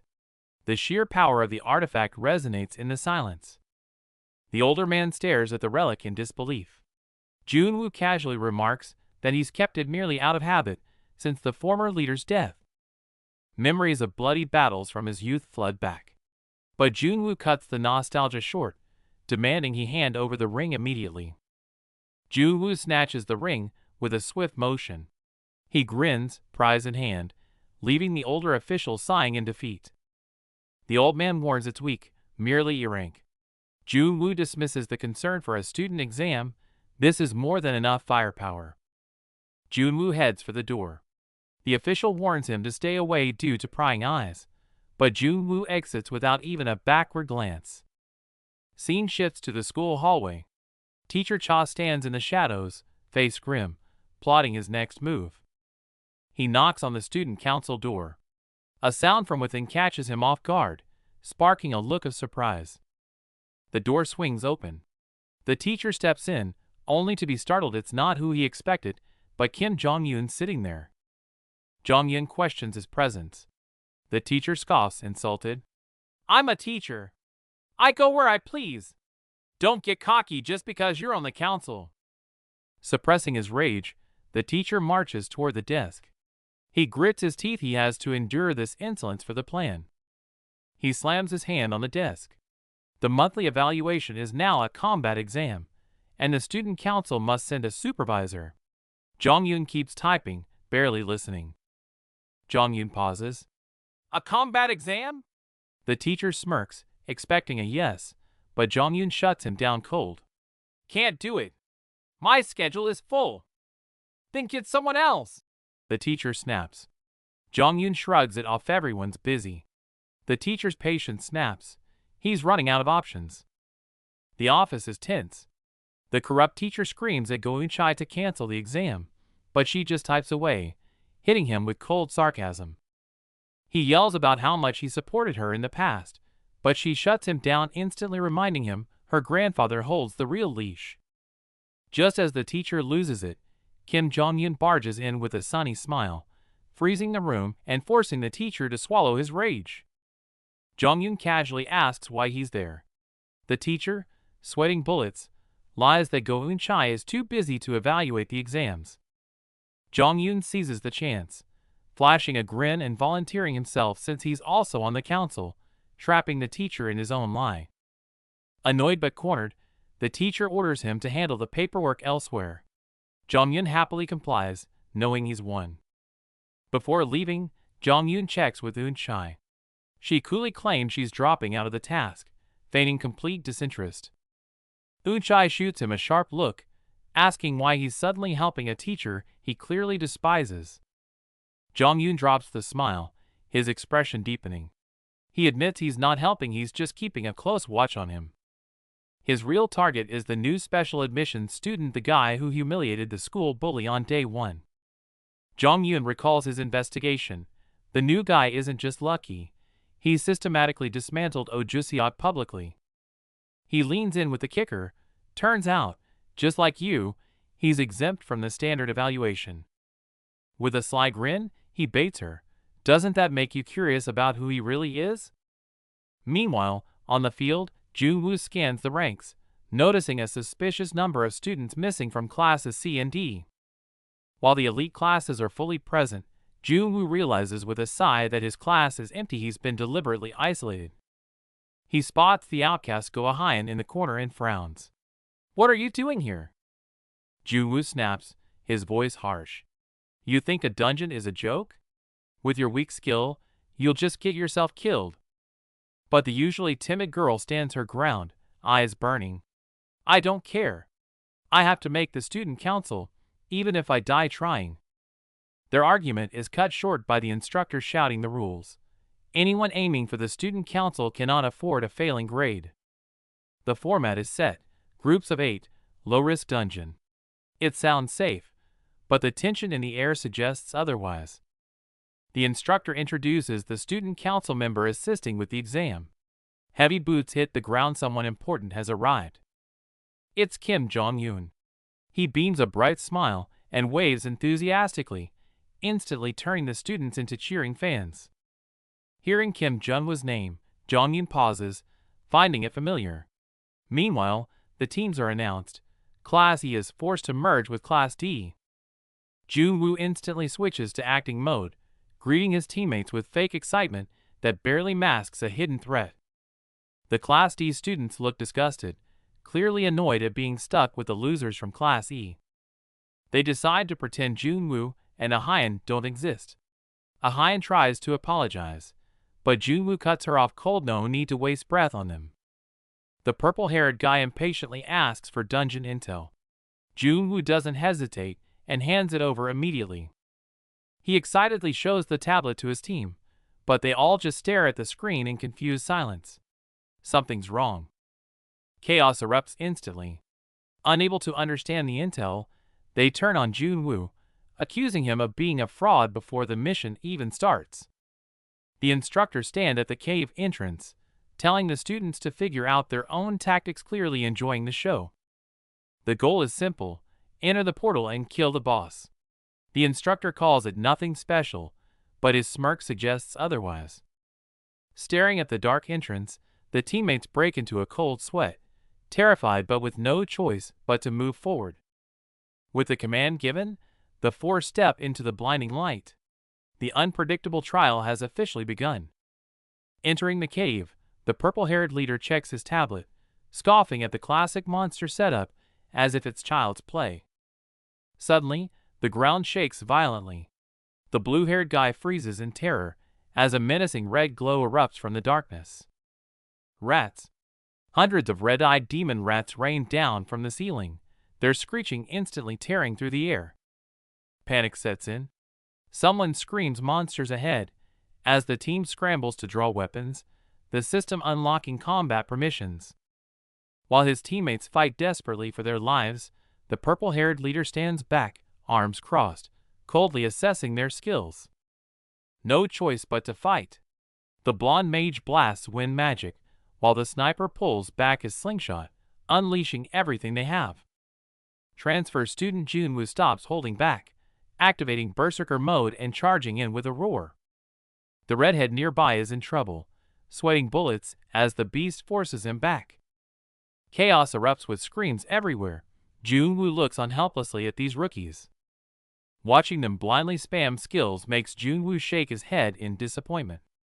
The only bright spot appears Go-Ahyun, the outcast, unleashes her azure flame. Blue flames instantly engulf the wolf, incinerating it amidst blood-curdling screams. Even the arrogant heiress Go-Eun-chai is stunned by the control of an E-class student. Her technique is raw but talented. Meanwhile, the others are already gasping for air. Before they can catch their breath, a massive shadow descends, freezing the student in fear. Junwoo narrows his eyes and flicks a finger, launching a super-compressed pebble like a bullet. Boom! A casual flick triggers a terrifying explosion, leaving the student completely dumbfounded. Junwoo warns him to conserve mana, but the guy's ego takes over, telling him to back off. The idiots mock Junwoo for stealing points, but one person realizes the truth: he just saved them. Barely at the entrance, these sheltered kids are already exhausted and questioning their life choices. Junwoo face bombs in disbelief. They were nearly killed and didn't even notice. Hopeless. Looking at these failures, Junwoo makes a call. The only one worth using right now is Go Ian. He wants to ditch this dead weight and go solo, but Junwoo senses something is wrong. This place is off. He confronts the supervising teacher about the abnormal monster density, but the guy is completely clueless. Faced with valid questions, the suit-wearing supervisor gets defensive, pulling rank to shut him down. If the higher-ups won't act, he will. Junwoo roars out, forcibly taking command to stop the madness. A suffocating silence hangs in the air. The big shots watch like hawks, and the exhausted students dare not make a sound. The suit guy sneers, barking at the purple-haired leader.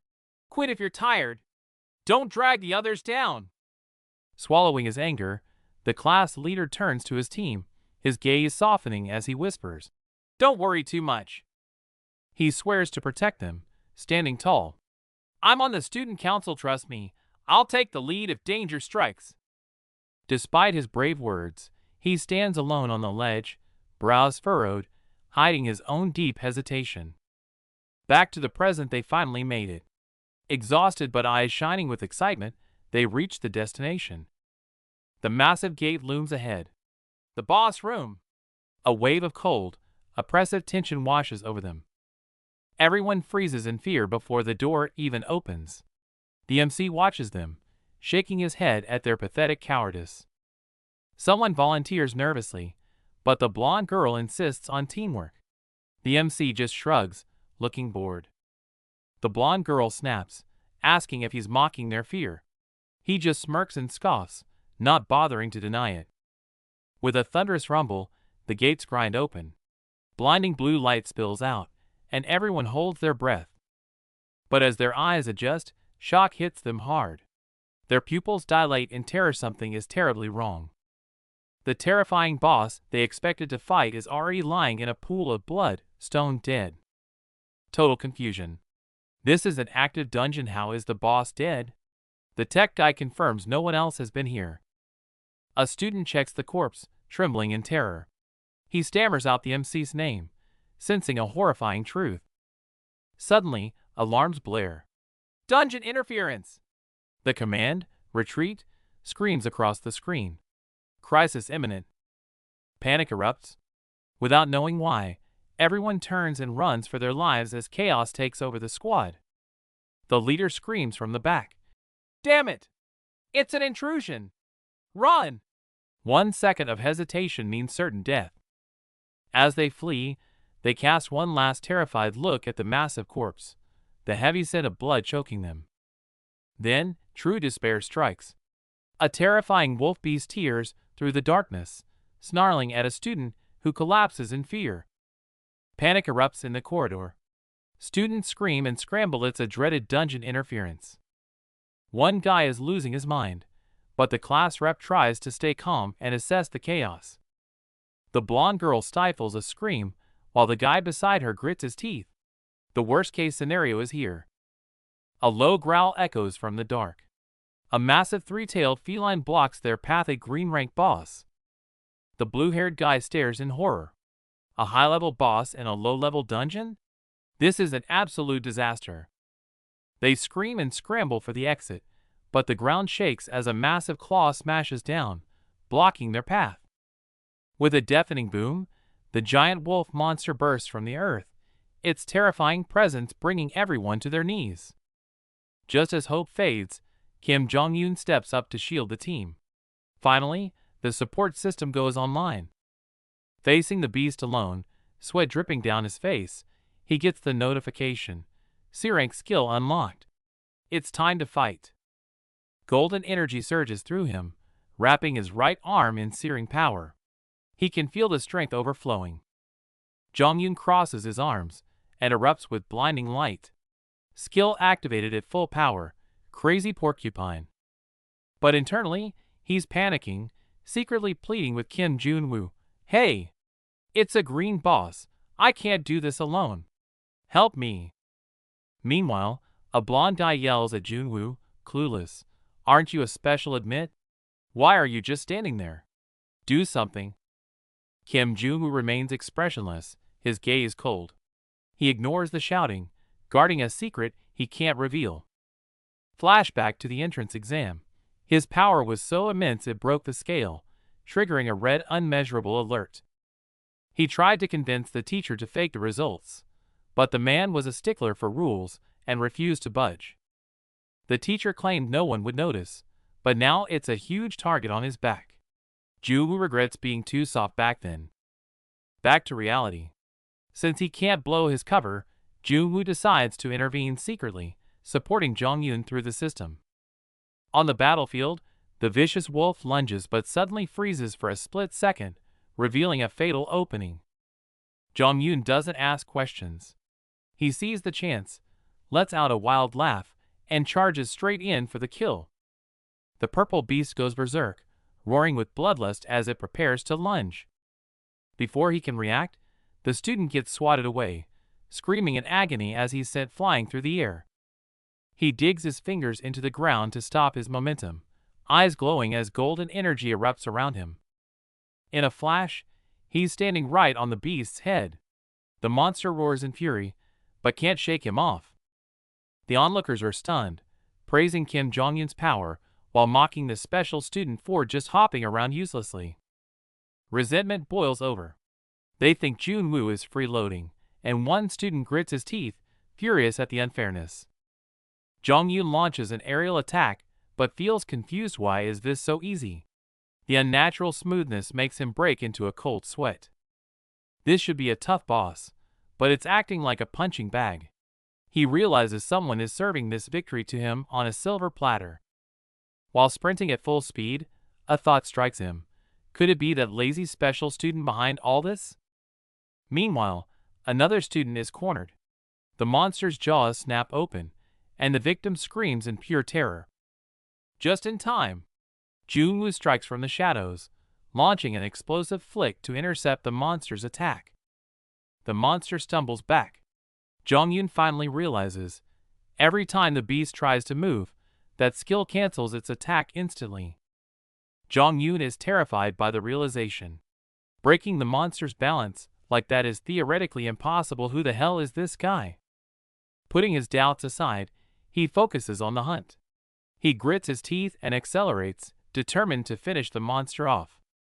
He dives from the sky, delivering a crushing kick to the monster's weak point. A massive explosion erupts with his battle cry. Critical hit. One monster's face is crushed, and another is skewered by a blade of light, silenced before it can even scream. The battle ends.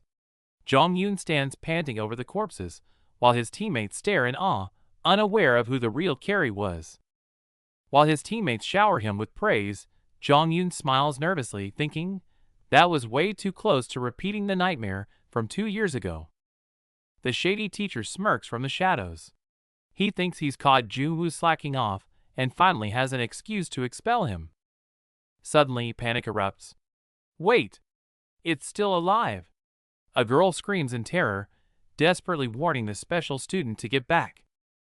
Blinded by greed, he reckless charges in to steal the glory, ignoring his teammates' warning. Obsessed with the final kill score, the blue-haired student's eyes glow with premature victory.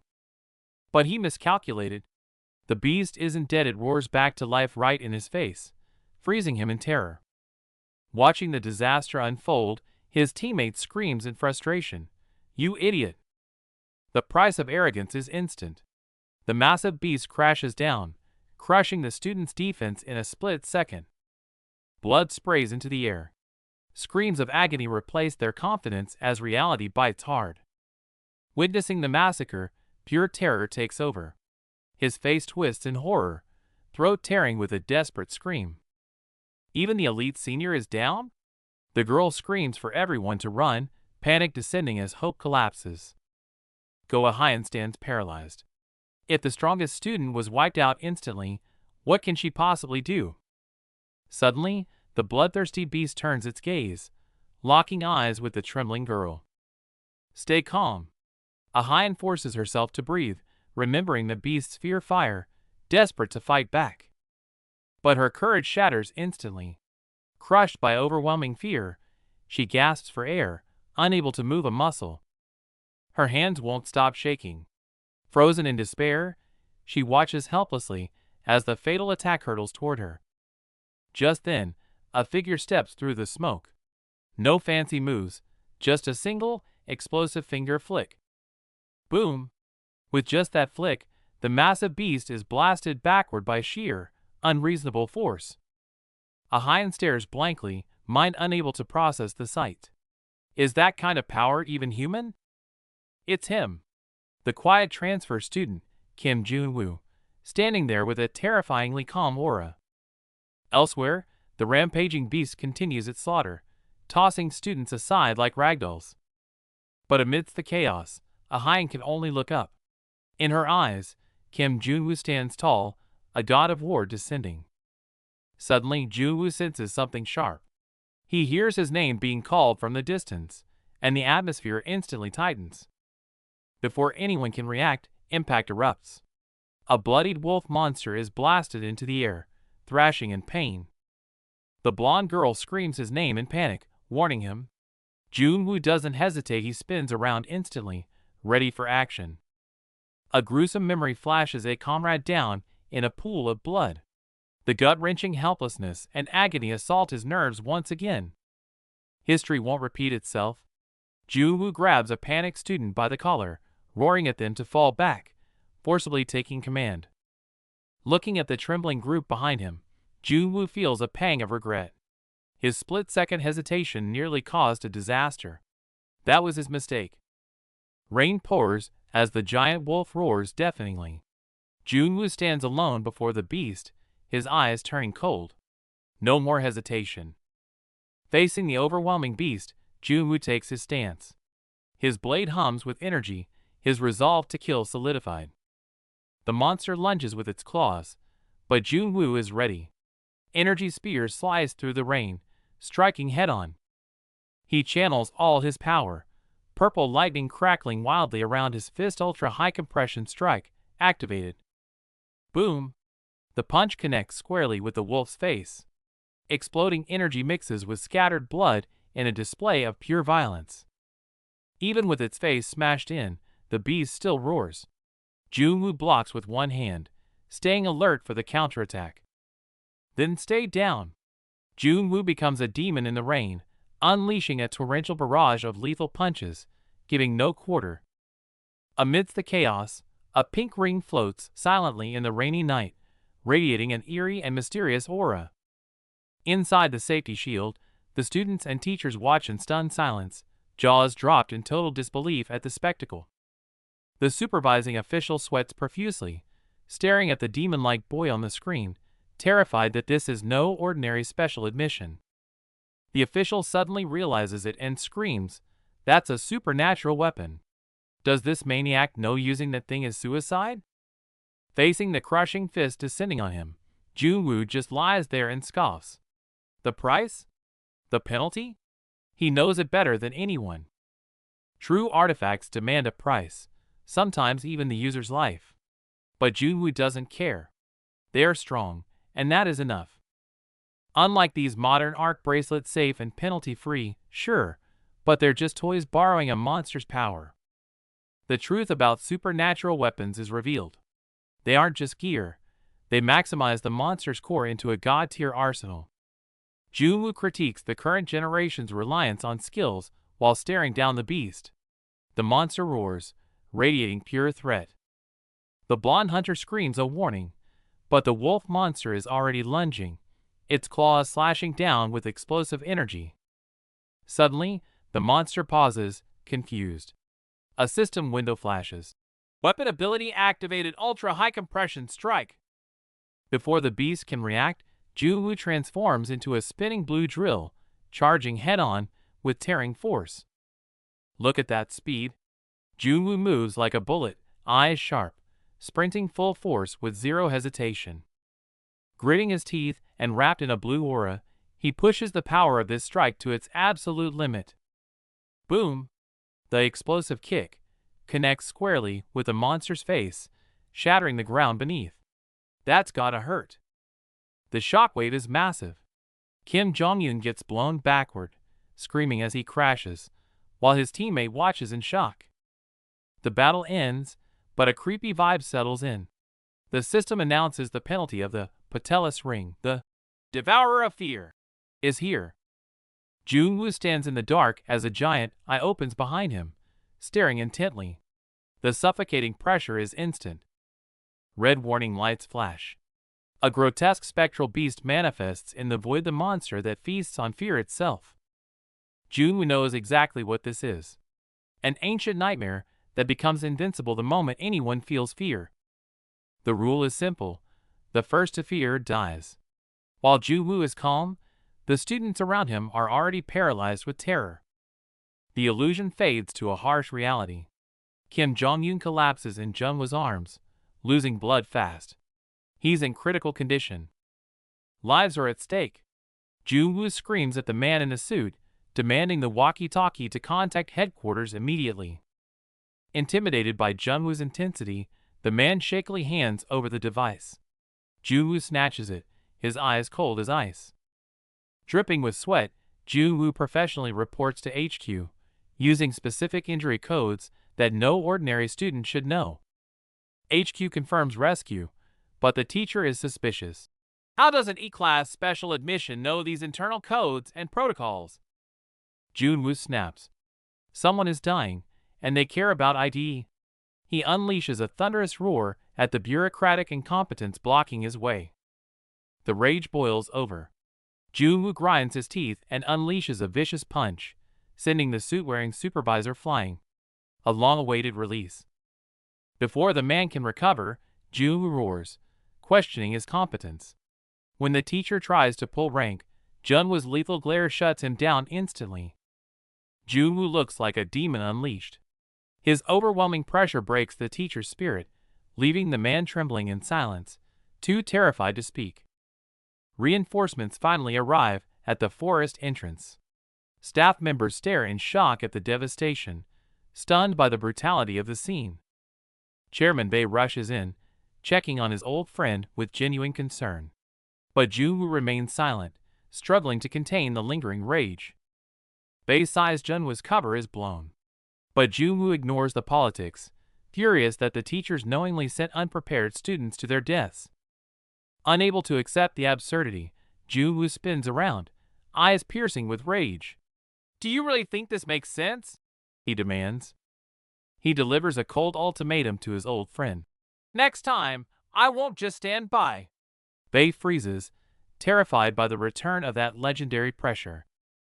His eyes burn with ancient violence. Don't make me go back to my active days, he warns, threatening to unleash the monster he once was. Chairman Bae drops the nice guy act. He glares at Teacher Cha, demanding an explanation for forcefully changing the exam rules. Cha keeps spitting lies about educational equality, desperately trying to deflect blame. Bae listens with disgust, seeing right through the pathetic excuses. Bae explodes. You did this to get rid of Kim Jung-woo. Cha's composure shatters instantly. He never expected the chairman to know the truth.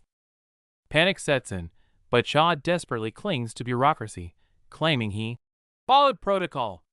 Bae stares him down, barely holding back his rage. Enough! Bae smashes his fist onto the desk. The problem isn't the protocol, it's your reckless decision to force a live combat test.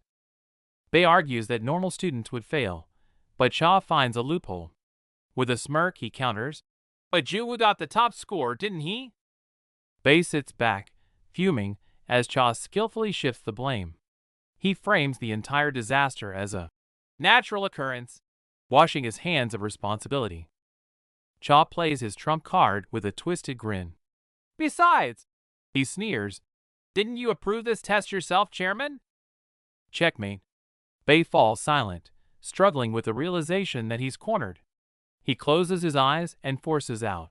Understood. File the report. Cha bows respectfully, but as he turns away, his face twists into a sinister sneer. He's won this round, and he's not done yet.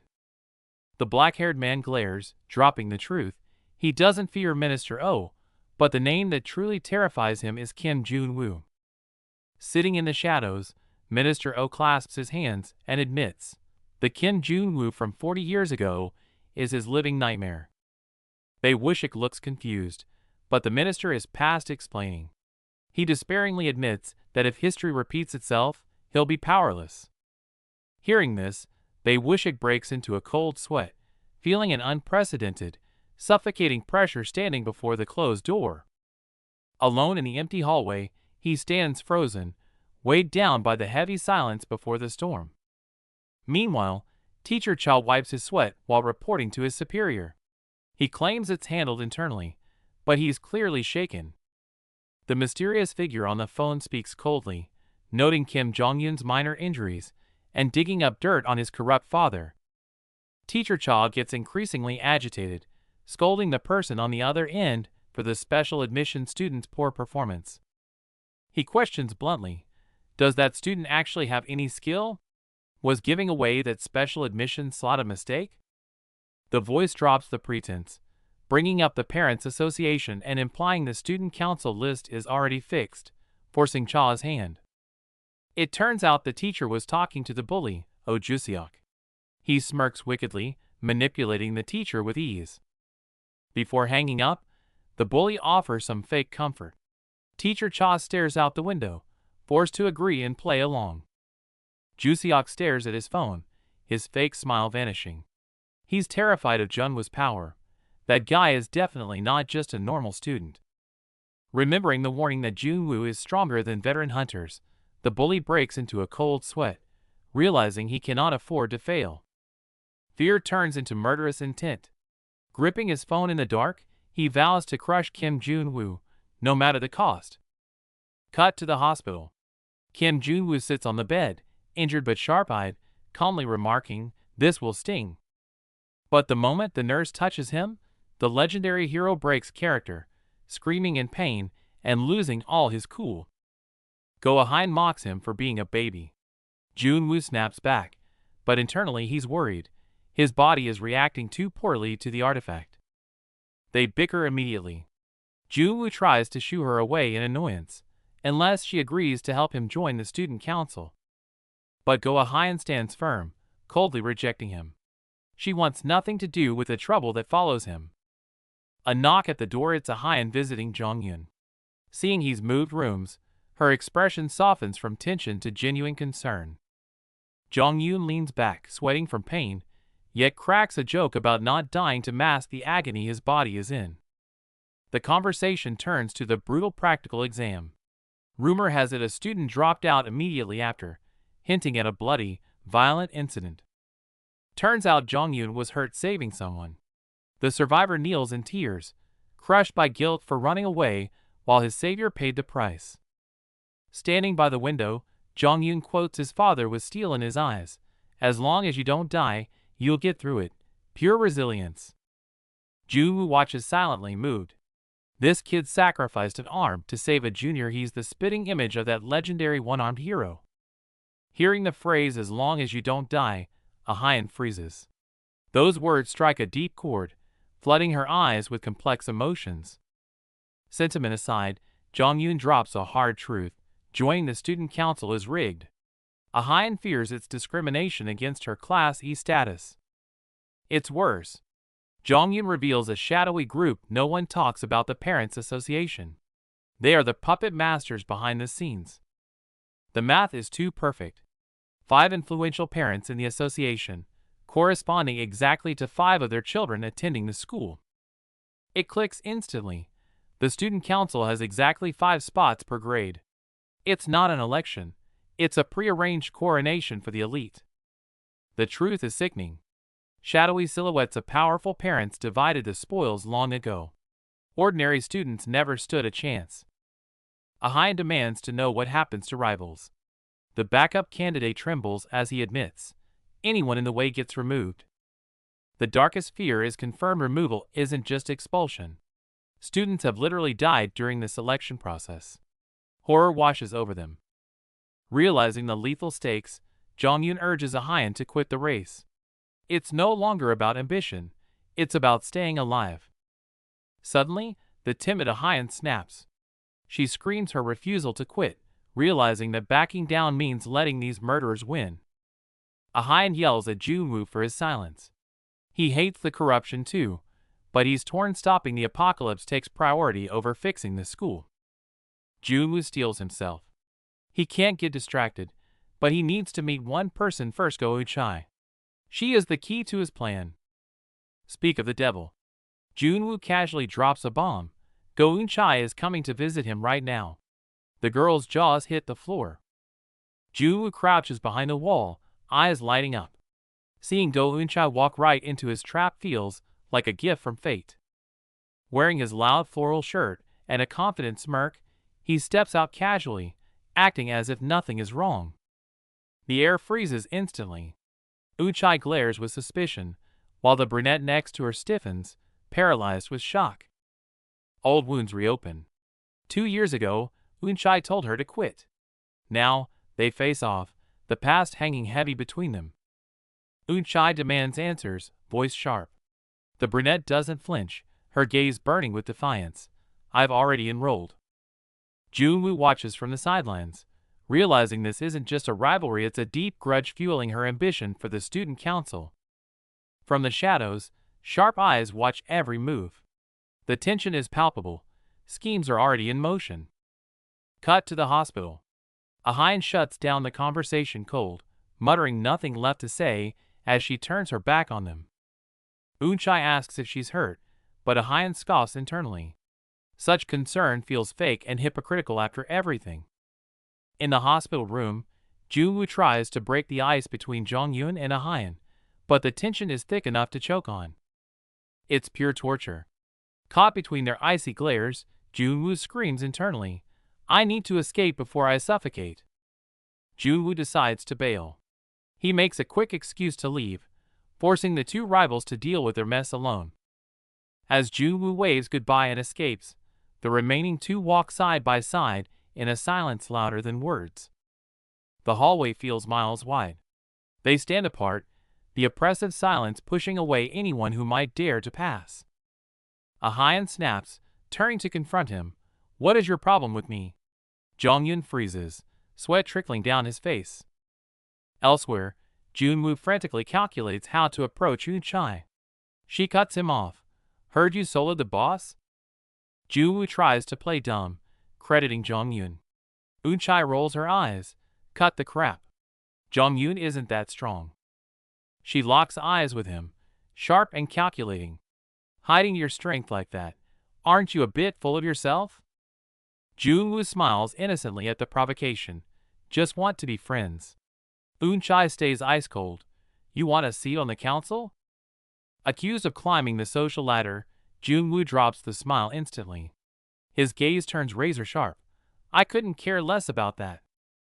Eun-chae glares daggers, warning the guy to keep Go Ahian out of his schemes, no matter what he's planning to get on the council. The guy scoffs, dropping a bombshell. Ahian is the one desperate to join the student council, leaving Eun-chae completely stunned. He pushes his luck mentioning her grandfather, but before he can finish, Eun-chae's fist connects, instantly shutting him up. Eun-chae seizes him by the collar, furiously demanding to know if Ahian is seeking revenge, while the guy sweats in pure panic. Giving him no room to breathe, the violent goddess pins him against the wall, raising her knee for a brutal follow-up. A vicious knee strike lands, doubling him over in agony. Eun-chae moves like lightning, already pivoting for the next attack. The knee slams into his gut with sickening force. His face twists in agony, looking like he's about to throw up. He hits the floor, gasping for air. Eun-chae towers over him, her eyes filled with cold mockery. He tries to fight back but realizes she's absurdly fast. Her skills are way above a student, rivaling even the dungeon management team. Her speed defies logic. He finally realizes he severely underestimated this crazy woman's combat power. Eun-chae dominates the fight, landing precise, brutal hits. He's baffled. Why didn't she show this kind of power during public events? Before he can react, she rushes him with overwhelming pressure, leaving him terrified and defenseless. With his arm twisted behind his back, he screams this is against the rules, only to be met with Yunchi's cold indifference. When he questions the rules, Eunchai sarcastically praises his adaptability, then shifts the topic to his clumsy performance in the last subjugation. She tears away the facade. Here, subjugation isn't about winning, it's a performance designed solely to entertain the crowd. Hearing this, he grits his teeth, eyes wide with shock and rage. The twisted reality of their world makes him sick. Back in the hospital, Eunchai reveals her true motive. She wants to use his family connections to snag some weapons from Support HQ. He rejects her immediately, looking at her like she's insane. That's impossible, he shoots back without hesitation. He desperately explains that his stubborn grandfather won't listen to anything, while the tension scares off a nearby nurse. He starts to lose it, shouting in frustration, but Eunchai instantly pins him down, sternly warning him not to cause a scene. A sharp slap echoes. Eunchai walks away without looking back, leaving only a cold "see you again." She draws the line she never wants to see him again. He watches her leave, knowing it won't be that simple. The label Go-Sukda's granddaughter hangs in the air. The very reason he approached her is now the wall between them. Back at the ward, a hand rests on the door handle. A deep breath before facing the music. The air in the room is heavy. The visitor delivers the bad news. Eunchai didn't take the bait. At the mention of Go-Sukda, the patient breaks into a cold sweat. It's not family love, it's pure terror. They hit a dead end. Eunchai never asks the old man for anything. Their plan has collapsed. The old man's aura is inhuman. He hesitates, too terrified to even speak his name aloud in this room. The visitor mocks his naivety with a sneer. But then, a shift in tone, a darker, more ruthless bait is offered. What if Go-Ian drops out? The words hit like a bomb. This is the ruthless leverage they needed. Eunchai hates her sister. If they force Go-Ian out, Eunchai might just agree to the deal. A dirty conspiracy is born. Shoo! Silence cuts in instantly. Footsteps outside. Someone is listening. Cut to the campus grounds. Kim Jong-un sits alone on a bench, drink in hand, weighed down by solitude. The toxic plan echoes in his mind. He's desperate for the student council seat, standing on the edge of a moral cliff. His only goal is revenge against Go-Sukda. Yet, beneath the hatred, a flicker of hesitation fights to surface. He can't do it alone. He desperately needs the outlier, Kim Jong-woo, his only lifeline in this mess. A bitter laugh escapes him. Reality bites. There is absolutely no reason for the strong to help the weak. Left to fend for himself again? Just as he accepts his fate, a sound breaks the silence.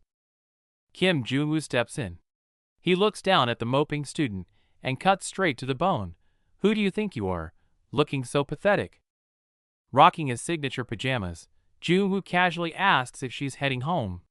Ah-hyun keeps her head down, clearly not in the mood to chat. Jong-woo sighs and drops a bomb. Thinking of dropping out? Ah-hyun freezes, her eyes widening in pure shock at being exposed. Seeing her panic, Jong-woo just smirks. He played her like a fiddle. He knew exactly how she'd react. Then comes the second shocker. I just fought Go-Eunchai. Hearing her perfect sister got into a brawl leaves Ah-hyun stammering in disbelief. Jong-woo stretches and yawns. Being nice is too much work. Time to switch tactics. If persuasion fails, threats will work wonders. Just imagining Go-Eunchai's superior attitude, that look of pure disgust in her saying, "Gross," echoes in the air. Jong-woo scoffs. Threaten her? You joking? Like you could ever find a weakness on someone like that. Ah-hyun sweats, unable to argue back. While she's confused, Jong-woo points a finger straight at her chest. Listen up. You are her biggest weakness. He breaks it down. Eunchai is the family's golden child. Ah-hyun, the illegitimate outcast, is a living scandal waiting to blow up their reputation. Why would she care about a classy nobody like you?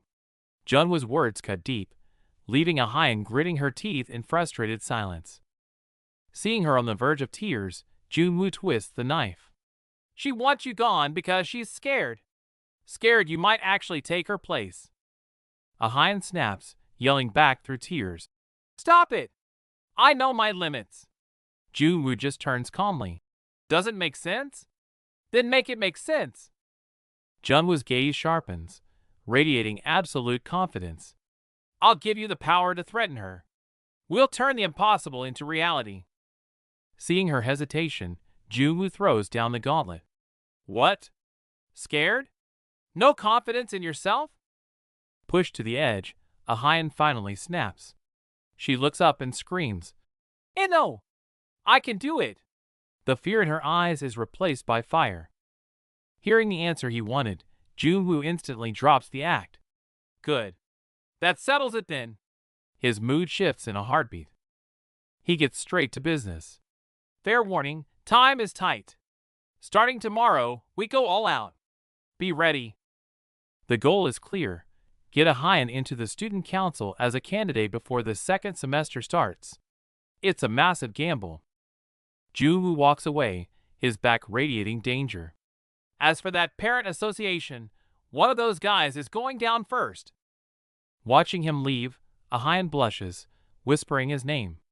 This man and his crazy plan just turned her world upside down.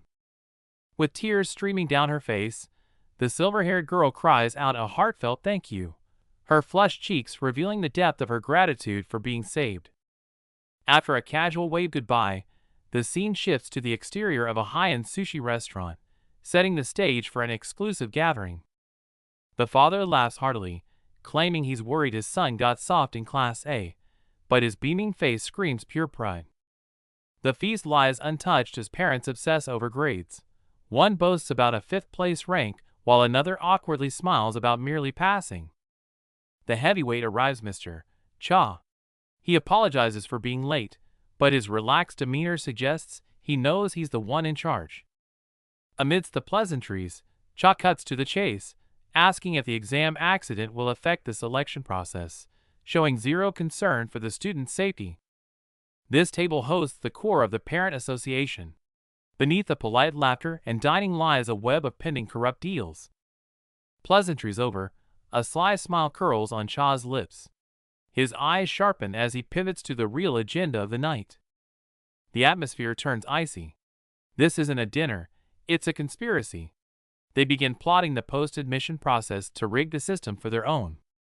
Pulling a document from his briefcase, Cha targets Young Tae-young's father first, handing over the contract that seals their corrupt alliance.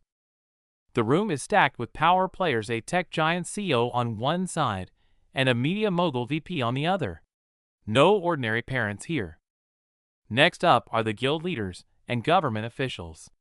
It's like half the hunter industry's power structure is squeezed into this one room. Even the bureau minister is here. As Cha gestures for signatures, he drops the bomb regarding the sensitive issue of the recent practical exam. Mention of the special admission student, who soloed the B sends panic through the room. They're terrified this powerhouse will steal their kids' spots. If he runs, are our kids finished? Facing their panic, Cha coldly twists the knife. Honestly, the probability is very high. The elites are rattled, demanding a countermeasure. Cha remains unfazed, crossing his arms with a look that says he's already way ahead of him. With a gaze full of dark confidence, he makes a bold promise. Rest assured, every single one of your children will make it into the student council. Back at the school, the campus bathes in peaceful sunlight, completely unaware of the dark schemes the adults have just finalized in the shadows. The classroom door slides open, and the noise instantly dies down. All eyes lock onto the entrance, filled with anticipation. The moment Junwoo steps in, he's swarmed by classmates. Their gaze has changed, they're looking at their savior. Chaos erupts at the bulletin board, students' jaws dropping in disbelief. Kim Junwoo from Class E just crushed the A-class elites to take first place. Kim Junwoo sits boldly at the top. A student stares, face flushed red with rage and sweat, gritting his teeth in total denial of this absolute madness. Junwoo is instantly mobbed like a celebrity. Students crowd him with praise and invitations, leaving him standing there sweating, looking completely awkward and overwhelmed by this sudden shift. Sick of the hypocrisy, Junwoo's eyes turn ice cold. He snaps at the crowd, telling them to stop pretending they're friends and to get the hell out of his face. The outburst leaves the hallway in stunned silence. Meanwhile, Go Eun-chai sits at her desk looking bored, until the sound of heavy footsteps approaches her position. It's Jun-woo. He seems relieved that the results weren't rigged, muttering that at least the biased teacher didn't manipulate the scores this time. He switches instantly to demon instructor mode. Glaring at his exhausted partner, he lectures that strength is the foundation, skills are useless if you don't have the stamina to fight. Eun-chai is stressing about the upcoming finals. But when Jun-woo learns the format isn't a dungeon raid but a sparring match, he completely freezes. The curriculum creates suspicion why it makes students fight. Then the brutal truth drops. His designated opponent is none other than the bully Oh Juseok. Jun-woo grips the desk as the name sinks in. It's a setup. With the parent association and a high-ranking father backing him, this is clearly a rigged match for revenge. He pictures the smug face and the conspiracy behind it. That snake-like teacher and the parent association definitely orchestrated this exam as a trap to punish him. But there's an opening. Eun-chai analyzes coldly. Oh Juseok has penalties and missed exams. If he screws up this fight, he'll be disqualified from the student council selection. Just crush him to move forward. Eun-chai glares sharply. When Jun-woo meekly says he'll try, she immediately mocks him with a condescending sneer. Try. Cornered, Jun-woo swears he'll do it. Eun-chai immediately takes charge, scheduling martial arts training and casually telling him to bring some friends along to help. She freezes mid-sentence. Her face flushes bright red as she looks away and stammers out the awkward truth. I actually don't have any friends. Jun-woo gasps, but Eun-chai snaps back in embarrassment. Don't look at me like that. You don't have friends either. Jun-woo opens his mouth to argue, but suddenly chokes on his words. Realizing his only friend is a middle-aged man, he breaks into a cold sweat. Desperate to save face, he just screams out a vague promise. I'll figure something out. His reaction only makes it worse. Seeing him hesitate and look guilty, Eun-chai presses him with wide eyes, demanding to know exactly what he's hiding. No, really, it's nothing. Jun-woo crosses his arms, stubbornly denying it. Outside the window, Senior Jong-yun watches the awkward scene unfold in silence. Cut to the hospital. Jong-yun sits in bed, bored out of his mind and actually missing the juniors. Looks like the no friends problem might have a solution after all. Jong-yun sits alone on the hospital bed, gazing out the window. The silence of the room amplifies the emptiness he feels, missing the days when his life was full of noise and purpose. The door bursts open. His father, the disgraced former detective, storms in shouting, startling Jong-yun out of his gloomy thoughts. Shock turns to relief as he sees the fruit basket. His dad grins, happy to have skipped work early for a visit, instantly warming the chilly hospital atmosphere. But the warmth is short-lived.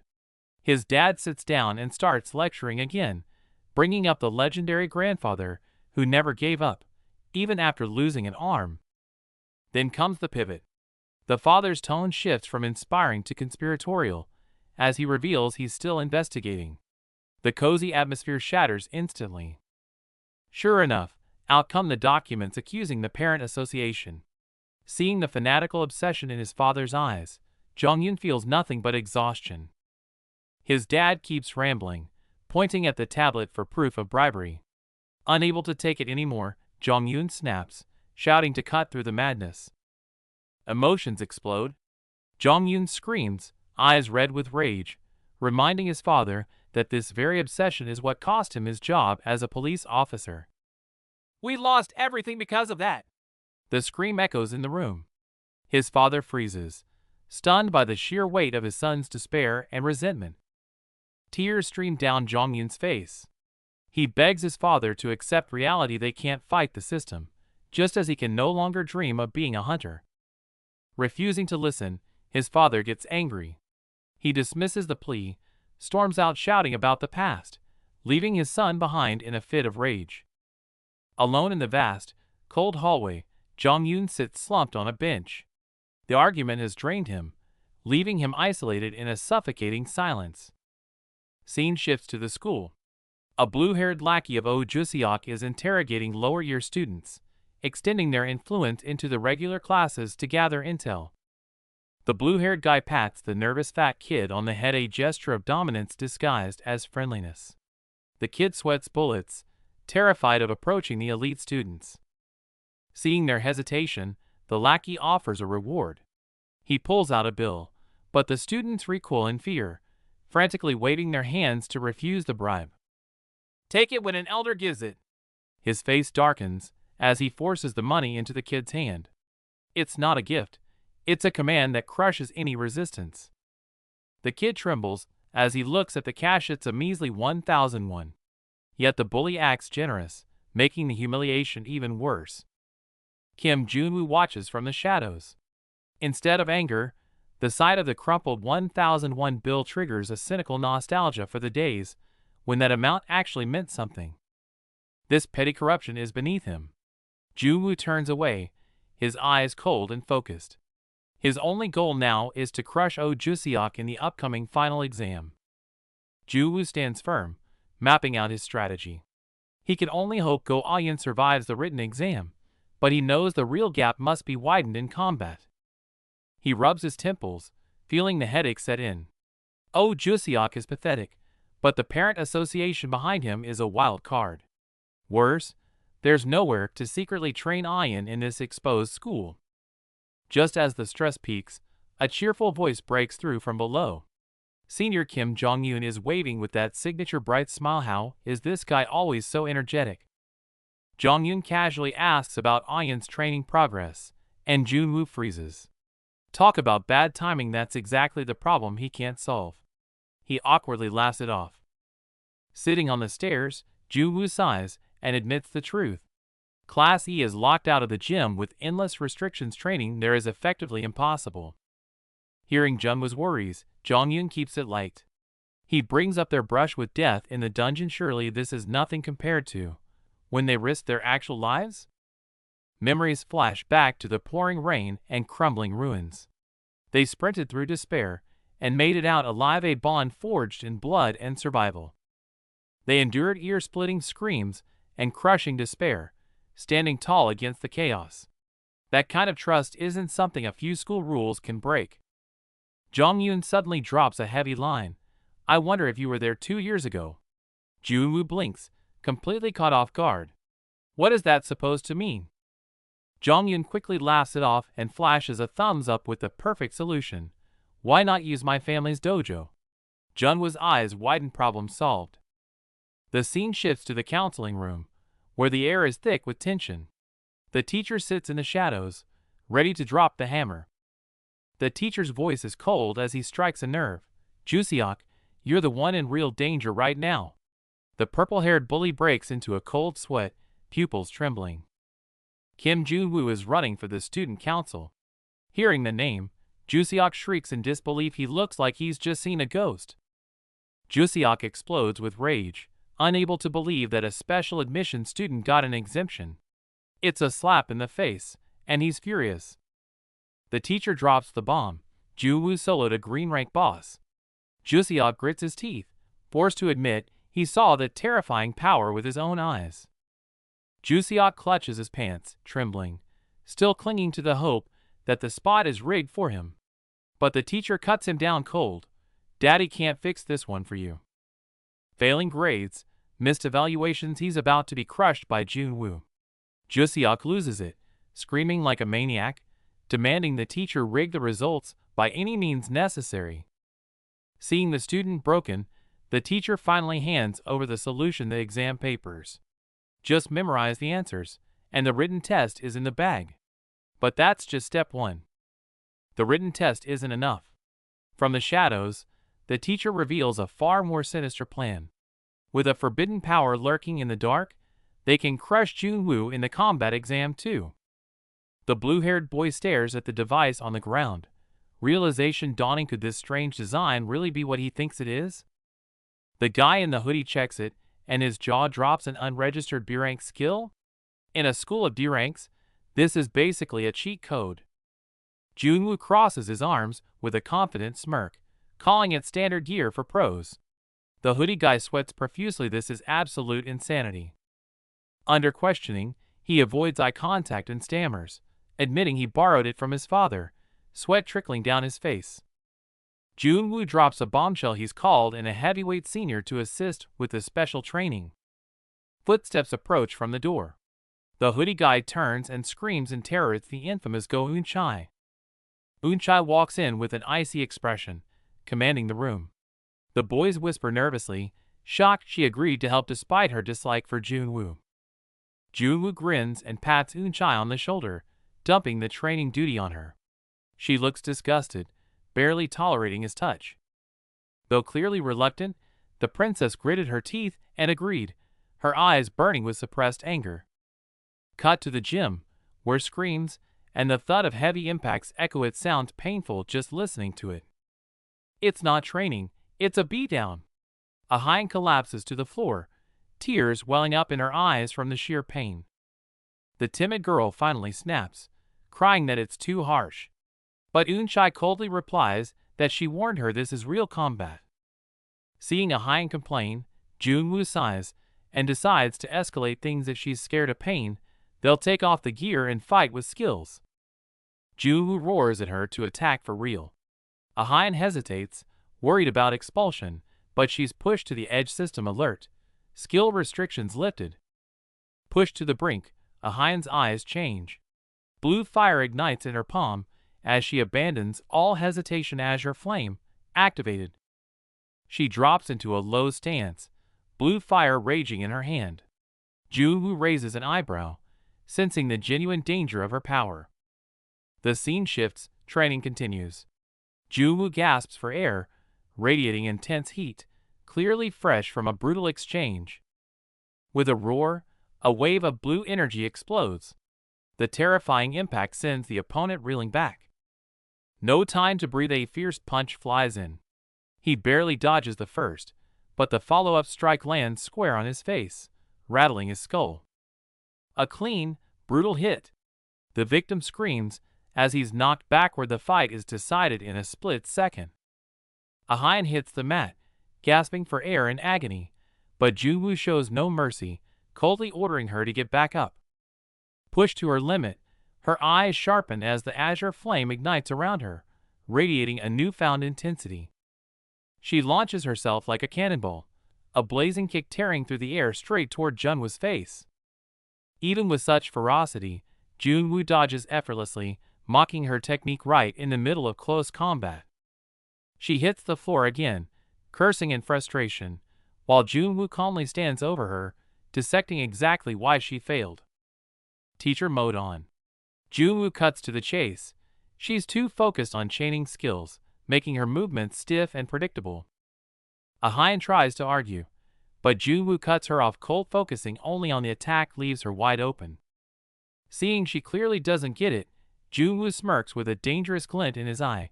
He'll just have to beat the lesson into her. The pace explodes. Junwoo's attacks rain down, forcing Ahyun into a desperate defense, using every limb to survive. He smiles like a predator toying with prey, while Ahyun, drenched in sweat, grits her teeth and hunts for an opening.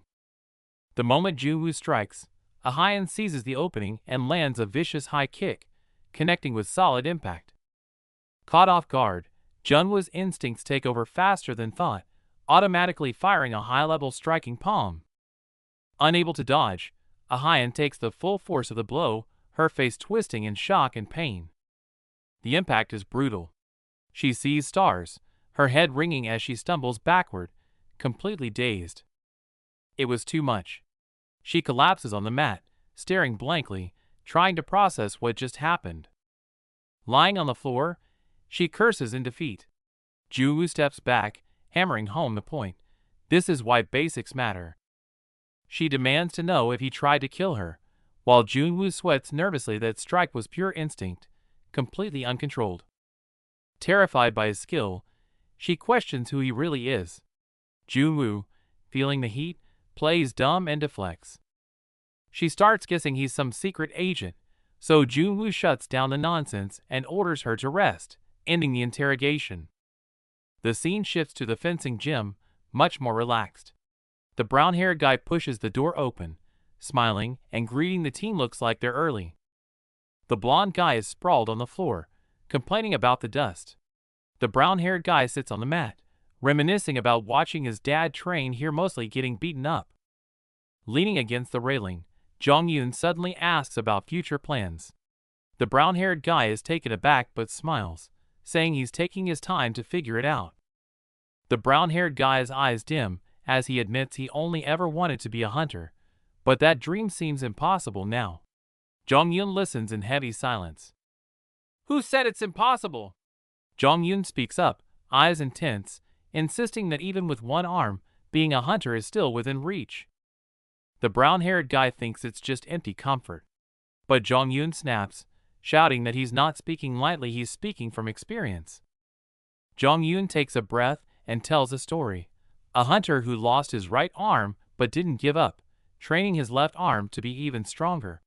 The brown-haired guy listens, stunned. "As long as you're alive, you can make it work." Hearing this familiar phrase, the brown-haired guy realizes Senior Kim Jun-woo said the exact same thing. Jong-yoon reveals the name with a heavy heart: Kim Chung-hoon, his grandfather. The brown-haired guy is completely floored. It's not just a legend, it's his legacy. Before he can process the news, the scene cuts to the training ground at dusk. It looks like a storm just tore through there. Dust from the explosion fills the air. The guy in the hoodie stares at his hands in manic delight, unable to believe a B-rank skill could be this destructive. With a savage grin, he snarls Kim Jun-woo's name, convinced he's won. Suddenly, a cold female voice cuts through his fantasy. It's Go Eun-chai. Arms crossed and serious, she warns him. Even if they're enemies, this is still a test. Don't let hate blind you. She specifically warns him, if he uses that technique and causes real damage, he'll be disqualified immediately. He just shrugs it off. It's Oh Juseok, arrogant as ever. He raises a fist, claiming he won't even need his ultimate move to crush a guy like Kim Jun-woo. In the distance, the shady Sue guy smirks from the shadows. He thinks his plan to use Go Eun-chai is working perfectly. Kim Jun-woo is finished. Scene shift. The chairman sits in his office, brooding over the most terrifying thing from 40 years ago. Meanwhile, someone's gaze turns razor sharp. On the rooftop, Kim Jun-woo turns his back on the sunset. He scoffs at the old stories, dismissing them as the ramblings of a senile fool. Night falls over the Zone 2 camp. Lights flicker on in the silence, with only the stars watching over this fortress in the ruins. The door creaks open. A young hunter with a scar peeks in, casually calling out for Chung-hoon. Looks like a memory from the distant past. The captain sits alone in the dark, focused on paperwork, until a noise startles him. He spins around, eyes widening in genuine surprise, to see his old teammates standing there at this late hour. It's Chung-hoon and Woo-shik, grinning from ear to ear. Claiming work is slow, they brought drinks to surprise him. The captain's serious face instantly melts into a laugh as he waves them in. Chung-hoon cracks open a rare blue bottle he scavenged, and the room goes quiet. His teammates' jaw drops. This isn't just booze. It's a luxury they haven't seen in ages. Chung-hoon beams, clutching the bottle like a trophy. He casually asks about the rest of the squad, his laid-back charm showing exactly why he's so popular among the troops. Hearing the others are stuck in a meeting, the trio makes a quick, selfish decision. With a mischievous grin, Chung-hoon suggests they don't wait after all. This bottle won't last long anyway. Rank doesn't matter tonight, just brotherhood. As the amber liquid fills the cups, they settle into the comfort of old friends, trading stories and forgetting the war outside for a moment. Chung-hoon roars with laughter, raising his glass high. He shouts about how he can still live the hunter life despite his injuries, his optimism shining brighter than the dim room. The mood snaps. Flashback to 8 months ago. Chung-hoon lies broken in a hospital bed, wrapped in bandages. Instead of complaining, he looks at his captain with shame, apologizing for getting hurt. The captain stares at the broken young man, heart heavy with regret. He mourns the loss of such a talent, while Chung-hoon struggles to speak, the air thick with unspoken grief. Suddenly, the injured man drops a bombshell. He asks the captain to teach him left-handed swordsmanship. The captain freezes in shock. Chung-hoon isn't giving up. He's adapting. Even bound to the bed, Chung-hoon clenches his fist with a fierce grin. As long as I'm alive, I'll make it work, he vows. His sheer willpower is enough to give anyone chills. The recovery is brutal. Push-ups until his muscles scream, swinging a sword with his offhand until it bleeds. He pushes through the agony, defying every expectation to master a new way of fighting. He didn't just recover, he evolved. No longer relying on brute strength, he became a tactical genius, striking monster weaknesses with surgical precision. The one-armed swordsman stands taller than ever. Chung-hoon stands confident and composed, a perfect swordsman in every sense. His smile hides the hell he walked through, earning the captain's deepest respect. Back in the present, they laugh off the pain. Chung-hoon jokes that he almost quit during training, and the captain immediately calls him out, reminding him whose idea it was in the first place. Chung-hoon brings up his old training sword, the guillotine. To anyone else, it's junk, but to him, it's a symbol of rebirth. He proudly announces plans to pass it down to his son, Dongju. When teased that his son hates hunting, Chung-hoon just laughs and says he'll give it to his grandkid instead. The squad cheers, telling him he better stay alive long enough to see that day come. The laughter pauses as realization hits. Someone points out nervously that talking about the future like that is a classic death flag, a jinx that usually guarantees you won't make it back. To break the jinx, they toast to the opposite, shouting that they should all die tomorrow. Glasses clash violently under the moon, their raucous laughter trying to drown out the ominous shadow of fate. The mood softens as Chung-hoon talks about his son. Apparently, the kid has already picked up his father's catchphrase, "As long as I'm alive, it'll work out." It's a heartwarming, funny echo of the man sitting right there. That was the last gathering.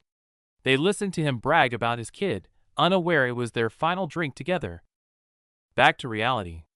The sun shines on the gym, but Jungwoo's mind is still stuck in that memory. Kim Jong-un pulls out an old photo, introducing the figures as his father and grandfather. Junwoo freezes. The legendary, stern swordsman looks like a complete fool in front of his child. The man once smiled and swore he'd live to see his grandchildren, his eyes full of hope. Looking at the photo, Junwoo feels a pang of guilt. Would things be different if he hadn't said those words back then? When asked about his grandfather's death, Jong-un quietly claims it was an accident during the crisis. Seeing Junwoo's silence, Jong-un laughs awkwardly, surprised an outsider knows so much about his grandfather. Fingertips graze the frame. Even after losing an arm, he was the strongest. Now, only this photo remains. Jong-un laughs, saying his dad would love Junwoo. Junwoo realizes that little rascal is now a father himself. The mood shifts at the mention of his father. A stubborn cop who lost his job refusing to drop a case. Pressed for details, Jong-un hesitates. The case runs deep, and he struggles with whether to speak. Finally, he speaks. It involves a murder case during the student council election 2 years ago. Just like recent events, 2 students vanished into thin air in the rain, leaving no trace. His father tried to investigate, but the case was buried, and he was forcefully fired. Ironically, because his rivals vanished, Jong-un inherited the council seat by default. He was ostracized in the council, only Eun-chae treated him kindly. The elites didn't even take the entrance exam. He often wonders if he could have stopped the tragedy had he reached out just a little sooner. That guilt drove him to risk everything to save others this time. He couldn't watch someone die again. He laughs loudly to mask the pain. Junwoo watches silently, a look of recognition in his eyes. Junwoo's eyes widen in sheer shock. He stammers, barely processing what he's seeing. "This is, huh? Oh, that." Kim Jong-un grips the guillotine's blade with solemn reverence. It's the only memento his father kept, intended to be passed down through generations. He asks to borrow the blade. Turning his back, his grip tightens as he murmurs, "You said my grandfather's story sounded far-fetched, right?" Turning back, the doubt in his eyes is replaced by steel resolve. "It's not an exaggeration." He invites Junwoo to the sparring exam. He's ready to prove it. The final exam week begins. For days of hell start now, kicking off with the dreaded written tests. Silence fills the room, broken only by the scratching of pencils. Tension hangs heavy as everyone focuses intensely on their papers. The blue-haired delinquent enters full panic mode. Staring at the gibberish on the page, he realizes he hasn't attended a single class. His brain melts. Junwoo is also struggling. Slaying monsters is easy, math is not. But he notices Oh Juseok looking strangely focused. That scumbag definitely memorized the answers beforehand. Meanwhile, the outcast Go Ayan is breezing through the test. This sight makes the blonde heiress, Go Eunchai, grit her teeth, her eyes burning with intense jealousy. This guy is sweating bullets, glancing at the top student next to him. "She's always ranked first," he prays, betting his entire grade on her answers. Finally, the dark-haired girl stands up to hand in her paper. Facing the stern proctor, she meets his gaze with cool, unwavering confidence. The balding teacher snaps, his glasses glinting dangerously. "Don't look away." The student freezes, terrified, and meekly submits to the pressure. The written torture is over. It's day 4. The campus speakers crackle to life. The main event is about to begin. "The first-year sparring test will begin shortly." As the summons to the auditorium echoes, the atmosphere in the classroom instantly shifts from calm to electric. The blonde girl clenches her fist in excitement. She's been waiting for this. The guy beside her stays cool, simply saying, "Let's go!" The crowd outside is massive.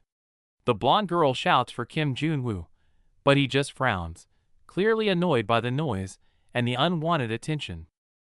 Stepping inside, everyone is stunned. This isn't just an exam, it's a coliseum. A tsunami of cheers erupts, shaking the very ground they stand on. The stands are packed, students screaming their lungs out. Professional cameras roll, broadcasting every second of this spectacle live. "What is this, pro wrestling?" The guy is freaked out by the scale. The girl explains the stakes. Top rankers get student council seats, so the whole school is watching. Junwoo stares coldly. Treating monster hunts like TV shows wasn't enough. Now they're turning student fights into a spectacle. It's disgusting. The students aren't blind. They despise the adults cashing in on their lives. Meanwhile, Chairman Bae Wishik steps up to read the hypocritical rules. He offers some fake praise for their hard work, then drops the rule: random 1v1 duels. Winners advance, losers go home. Junwoo smirks, gripping his stick. He recognizes this immediately. It's King of the Hill, the brutal format from his era. Fight until you drop. The rules are vicious. 0-point rookies can retry endlessly, but once you score a point, a single loss eliminates you forever. No room for error. The instructor adds a hollow warning: gear absorbs damage, but you can still get hurt, so hold back. Yeah, right, like that'll happen. The crowd erupts instantly, complaints forgotten. With the signal given, the elite Class A battles begin, and the arena goes wild. The screen flashes. 2 top A class names appear. It's a heavy hitter match right off the bat. Geared up and in position. The referee gives the command, and the tension in the arena spikes instantly. They clash instantly, kicks flying in a blur. In the stands, Go Eunchai stares wide-eyed. This is the raw power of Class A. The fight is explosive. Totally impressed, Eunchai turns to Junwoo beside her. "What do you think of that move?" She turns around, and he's asleep. Arms crossed, dozing off. Eunchai nearly explodes. "You're sleeping through a match like this?" Junwoo wakes up groggy and yawns. Class A is a mess. Nothing to see here. Wake me when it's our turn. Eunchai is left speechless. He even mocks her standards before looking up at the sky. To him, this high-level duel is nothing but a boring lullaby. He naps for a while, until someone taps his shoulder. The Class D matches are already over. Junwoo stretches, looking completely unbothered. Finally, the announcement comes. Class E, get ready. After waiting so long, the hype is dead. The students look drained, muttering about what's for lunch instead of the fight. When it's finally Class E's turn, the stands are mostly empty. The roaring crowd is gone, replaced by awkward silence. A girl sneers, see? No one gives a damn about Class E. Her friend freezes, stung by the harsh truth. But then, a familiar figure appears in the empty stands. Junwoo looks up at senior Kim Jong-un. The roster for Class E is about to be revealed. Kim Junwoo grips his staff, a confident smile playing on his lips. He's ready. The strategy was to hide their true strength by sending out someone average first. So, the timid Go-Ahyang gets the call. Things are already going off script. Junwoo groans in annoyance as the plan falls apart. He'll have to handle this mess. Seeing her sister freeze up, Go-Eunchai shouts from the sidelines, "Don't overthink it. Just stick to the training." Suddenly, a crazy rule drops. She has to win 10 matches in a row. The insane difficulty leaves the whole crowd stunned. Faced with this impossible challenge, Ahyang actually calms down. She stands her ground, smiling with newfound confidence. Fight! The opponent, Lim Jae-hai, doesn't hesitate. She instantly powers up her armor and activates her skills to end this quick. Ahyang doesn't back down. She unleashes a devastating strike, creating a massive shockwave that crushes her opponent's defense. It's over in a heartbeat. Lim Jae-hai gets blasted away, hitting the ground hard and totally out of the fight. The crowd goes wild with shock. How is the quiet girl this strong? Only Junwoo sits there calmly, unfazed by the chaos. Watching the devastation, Junwoo grips his cross tight and narrows his eyes. Did she overdo it a little?